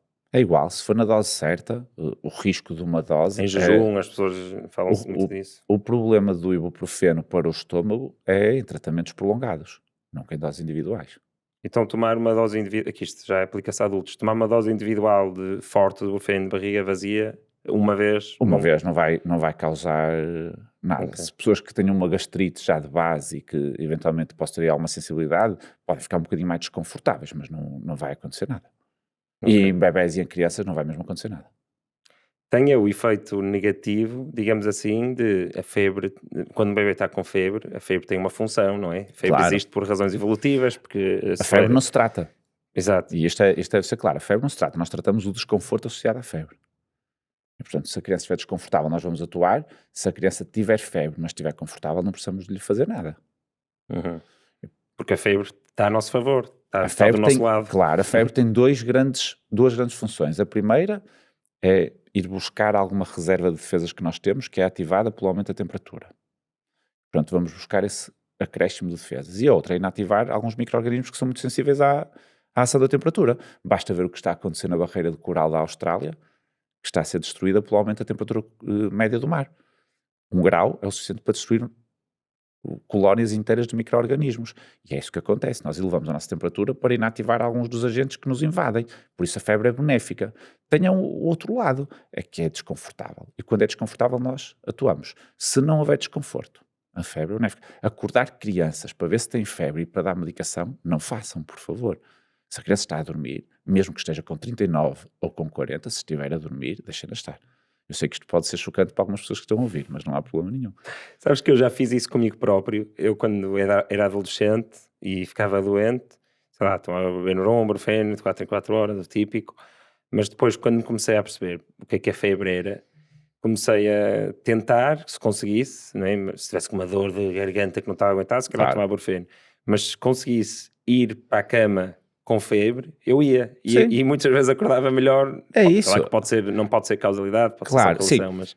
Os estudos não mostram que haja alguma consequência clínica negativa em dar a medicação. Isto também é importante. Okay. Portanto, nós não vamos boicotar a capacidade de resposta, mas vamos diminuí-la um bocadinho. Qual é o interesse se não tivermos nenhum benefício? Nenhum. Por isso, acho que esta mensagem também é importante. Também era importante culturalmente mudarmos o chip. A febre não se trata, trata-se do desconforto associado à febre. Eu faço isto com os meus filhos. Não é demagogia, eu faço isto com os meus filhos. Sim, e a febre é uma coisa que está a nosso favor. Às vezes é um mecanismo de defesa. Também falta um bocadinho esta literacia. É um mecanismo de defesa. Serve para ajudar o nosso sistema imune. Portanto, se é um mecanismo de defesa, mais uma vez, a natureza desenhou-nos muito bem. E se a febre é um mecanismo de defesa, vamos aproveitá-lo. Só começa a ficar perigoso para o cérebro quando começa a ficar febres muito mais elevadas, tipo 44 e assim, não é? Não chega lá. A temperatura, há duas formas de elevar a temperatura corporal. Isto também é importante percebermos. Sauna. É quase isso. A febre e a hipertermia, que é outro termo médico. A febre é uma elevação da temperatura corporal, mas na qual os mecanismos de controle da temperatura funcionam normalmente. Ou seja, eu consigo elevar a temperatura até aos 38, 39, 40 ou 41 com os mecanismos normais. Quais são os mecanismos normais?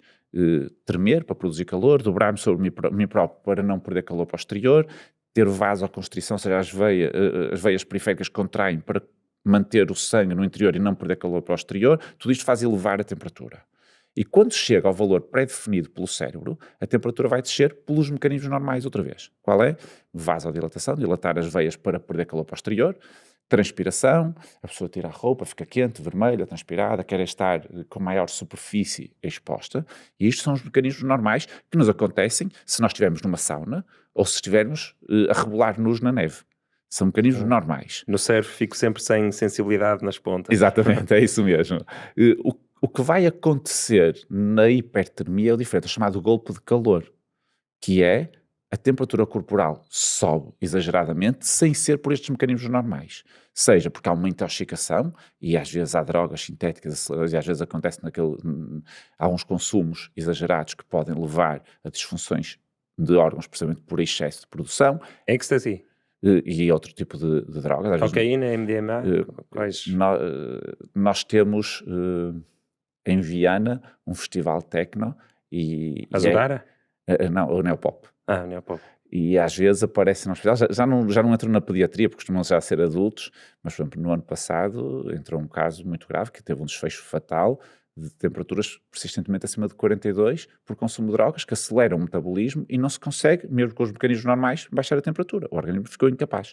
Mas num golpe de calor, as chamadas insolações, situações assim extremas, chama-se hipertermia. É diferente da febre.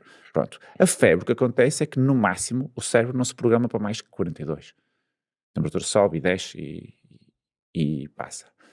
Temperaturas de 43, 44, 45 começam a ser incompatíveis com a vida, mas isso só se consegue por mecanismos externos ao corpo. Não é o cérebro que se autoprograma para se aniquilar. Isso não seria possível. Portanto, não existe um valor de temperatura, sendo febre, mais nocivo, digamos assim. Portanto, não é por ser uma febre de 40 que é mais grave que uma de 38. É o estado geral que importa, o estado geral dos nossos bebés, das nossas crianças. Quando baixa a temperatura, se o estado geral for bom, isto é um ótimo indicador. Quando baixa a temperatura, se o estado geral não for bom, isto é um mau indicador. Mesmo que a temperatura fosse só de 38, a criança que não fica bem quando baixa a febre tem que ser vista. A que fica bem quando baixa a febre, mesmo que fosse de 41, os pais podem ficar mais tranquilos. Ok, muito interessante, essa parte não sabia. Mesmo que a febre baixe por causa do ibuprofeno? Sim, e a temperatura, e já agora também é importante saber isto, com o paracetamol e com o ibuprofeno, a temperatura demora entre 30 minutos a 1 hora a descer. Portanto, eu dou a medicação agora e ao longo de 1 hora a temperatura pode continuar a subir e geralmente só desce entre 1 grau a 1 grau e meio. Se o meu filho tiver 40, provavelmente vai ficar nos 38,5 e até pode ficar só nos 39 e isto ser uma resposta normal. O que é mais importante? Perceber que no pico de febre estava mais choquito, tomou a medicação, arrebitou, ficou melhor, quer dizer que está a responder. Então é mais preocupante ter 39, mas com 37 não estar bem, quando arrefece, do que ter 41 e quando arrefece e continuar bem e até com a medicação descer só para os 39,5. Ok. Porquê? Qual é a razão fisiológica para isso? Porque o estado geral está muito condicionado também pela capacidade invasiva do micro-organismo. Ou seja, se for um micro-organismo muito mais agressivo, o organismo vai reagir retirando algumas funções para estar concentrado na capacidade de defesa e a criança fica claramente mal. Se o micro-organismo não for muito invasivo, a criança vai ter um bom estado geral, porque não é preciso estar a canalizar as energias todas para ali. Por isso é que o estado geral... estava a cansá-lo era a febre. Era o organismo a defender-se daquele micro-organismo. Micro-organismos muito agressivos desencadeiam respostas mais imunológicas mais intensas e isto vai condicionar o estado geral, até porque a criança tem que estar parada para poupar energia, para combater. Portanto, são respostas fisiológicas. Respostas imunitárias para além da febre que continuam lá mesmo quando a febre baixa. É uma resposta imunitária. Sim. E, portanto, e há pessoas que estão programadas para fazer febres altas e pessoas que estão programadas para fazer febres baixas. Nós não sabemos. Por isso é que a intensidade da febre não é um bom indicador da gravidade da situação. Tu também fazes, não é cuidados intensivos, é? Tu tinhas-me dito a Eu sou expressão. suporte, faço formação em suporte avançado de vida pediátrico. Formação em Sim, suporte avançado de vida. sim. Quais é que são assim os erros, não os erros, os acidentes mais comuns que acontecem às crianças até aos 6 anos, Depende imagina? das idades. As quedas são sempre acidentes muito frequentes em qualquer idade, até em bebés. É relativamente frequente ver bebés que caíram das camas, caíram dos mudadores. Estou a falar de bebés de meses, Uhum. porque é uma fração de segundo e as crianças, os bebés aprendem a mexer-se e rapidamente rebolam e caem. Portanto, as quedas é um dos acidentes e depois é transversal, quando começam a locomover-se, quando começam a aproximar-se de obstáculos, quando começam a querer trepar. Portanto, isto é sempre transversal. Percentagem dessas quedas de cama ou de mudador de fralda é que realmente chegam a ser preocupantes? Não te sei dizer, Ok. não há estudos em grande escala sobre isso, é impossível dizer, porque depende muito da cinética do acidente. Se são camas altas, se são camas baixas, depende do tipo Sim, de sim, sim. chão, do tipo de traumatismo. Posso dizer que tenho, para não contar só histórias más, tenho uma história super caricata pela positiva, que eu vi no meu hospital, que foi uma criança com 18 meses que caiu de um segundo andar de uma varanda em chão de cimento, e quando chegou à urgência andava a correr de um lado para o outro e a mãe toda chorosa, aflita, em pânico, e precisava mais de tratamento da mãe que assistiu àquilo do que a criança que não teve nada. Eu ouvi essa história, Não teve nada. Não teve caiu nada. mesmo bem. Foi, é E para milagre para quem quiser paraquedista? acreditar. É milagre para quem quiser acreditar, porque o segundo andar de uma varanda em chão de cimento foi... E ver a criança andar de um lado para o outro, a correr feliz e contente, e a mãe que não se aguentava, foi caricato no bom sentido, porque é muito melhor assim do que tivesse sido ao contrário, não é? Claro. A criança não está bem. Mas pronto, imagina, há várias coisas que se falam, por exemplo, as fichas elétricas, Pronto, as há assim, piscinas. quedas, Quantas dessas é que asfixias, com comida? com Ou comida, com objetos pequenos. Há uma máxima importante, é que até aos 2, 3 anos, todos os objetos menores que moedas de 2 euros são passíveis de causar asfixia e, portanto, tem que ter sempre cautela. Sejam alimentos, sejam brinquedos, e quando há irmãos mais velhos, depois há sempre brinquedos que não são adequados.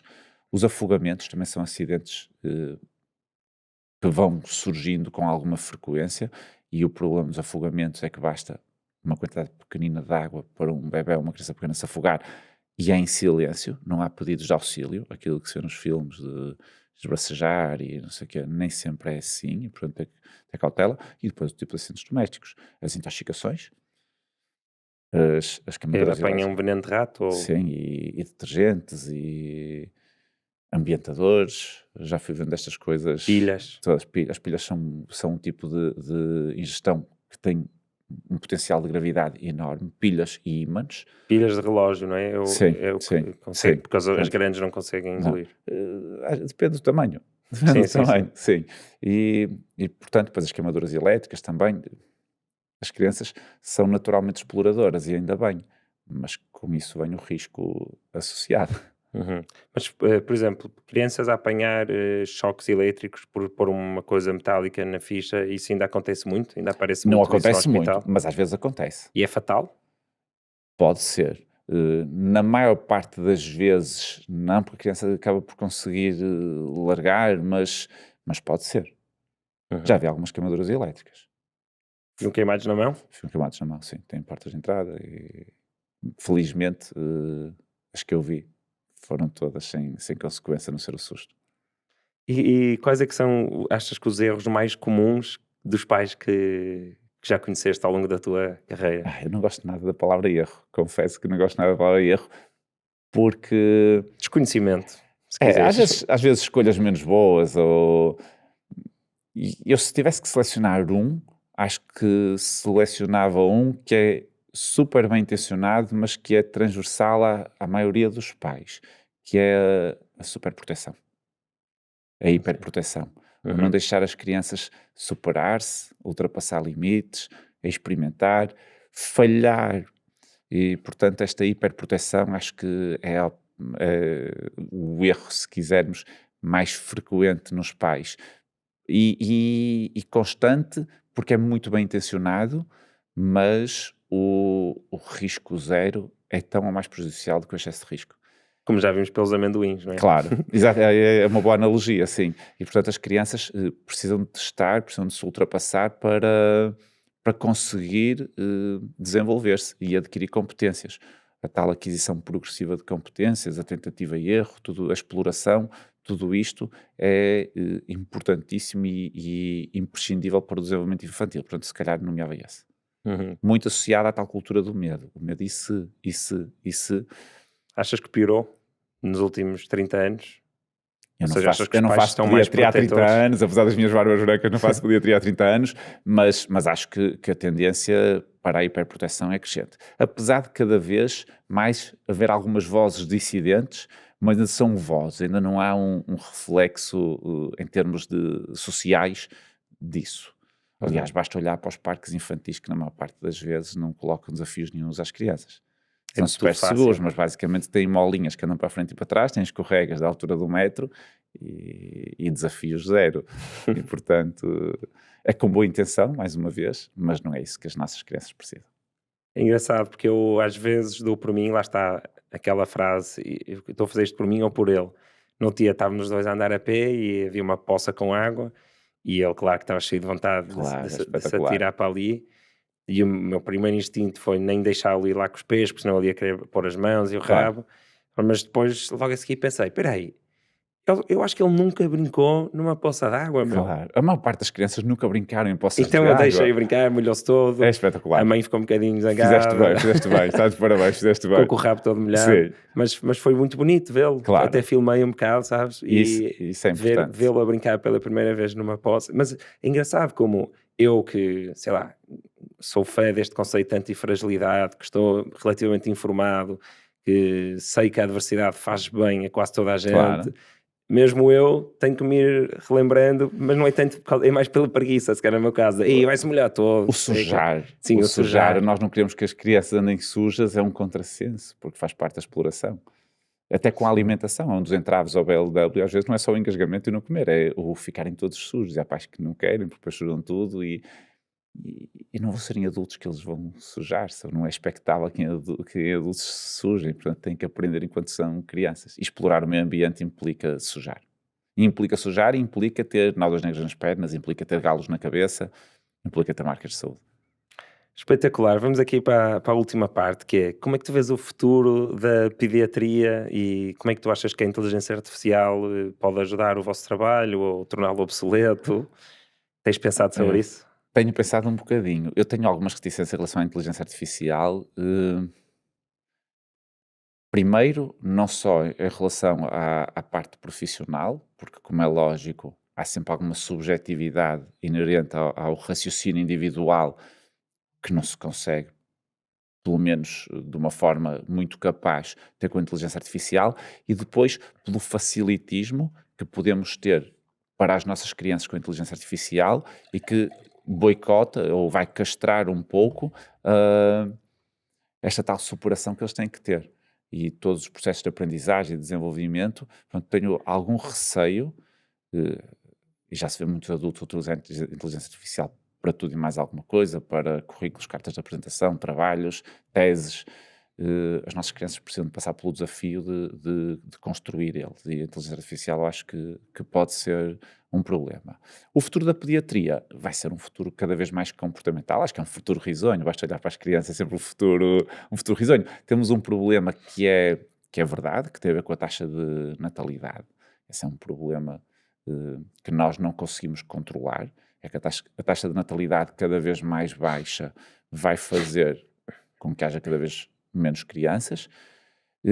O facto de haver cada vez menos filhos por casal vai haver mais hiperproteção e, portanto, eu acho que nós, para além do nosso trabalho, e eu faço por isto, temos que investir na literacia em saúde e temos que investir em ter crianças felizes. Quanto mais crianças felizes tivermos, mais saudáveis elas vão ser. E a ótica tem que ser um bocadinho aí. Bem-estar das crianças, bem-estar das famílias e otimizar tudo isto.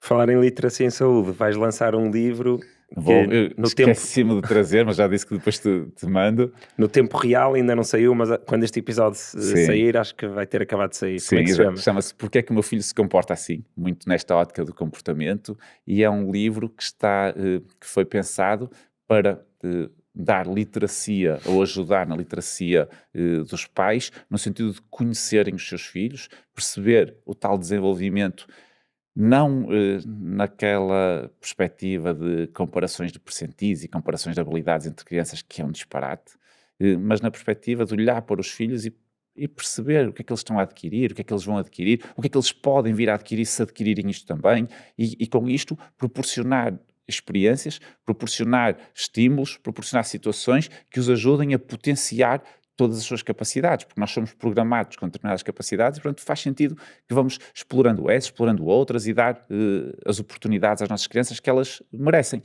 Tento desconstruir também no livro alguns dos maiores porquês dos pais, que são desafios que às vezes dão algumas dores de cabeça aos pais, mas que grande parte das vezes são fruto das etapas do desenvolvimento, da tal exploração, do arriscar, da construção da personalidade da criança, e que não deixam de ser desafios por isso, mas que são desafios que não devem servir como obstáculos, mas sim como uma fonte de prazer dos pais poderem fazer a diferença pela positiva na vida dos filhos. E quem é pai sabe que isto é a maior magia, é poder fazer a diferença pela positiva na vida dos nossos filhos e vê-los a crescer com um sorriso na cara, nem sempre fazendo boas escolhas, nem eles, nem nós, mas estando cá para conhecer e perceber como é que podemos adequar quando escolhemos menos bem.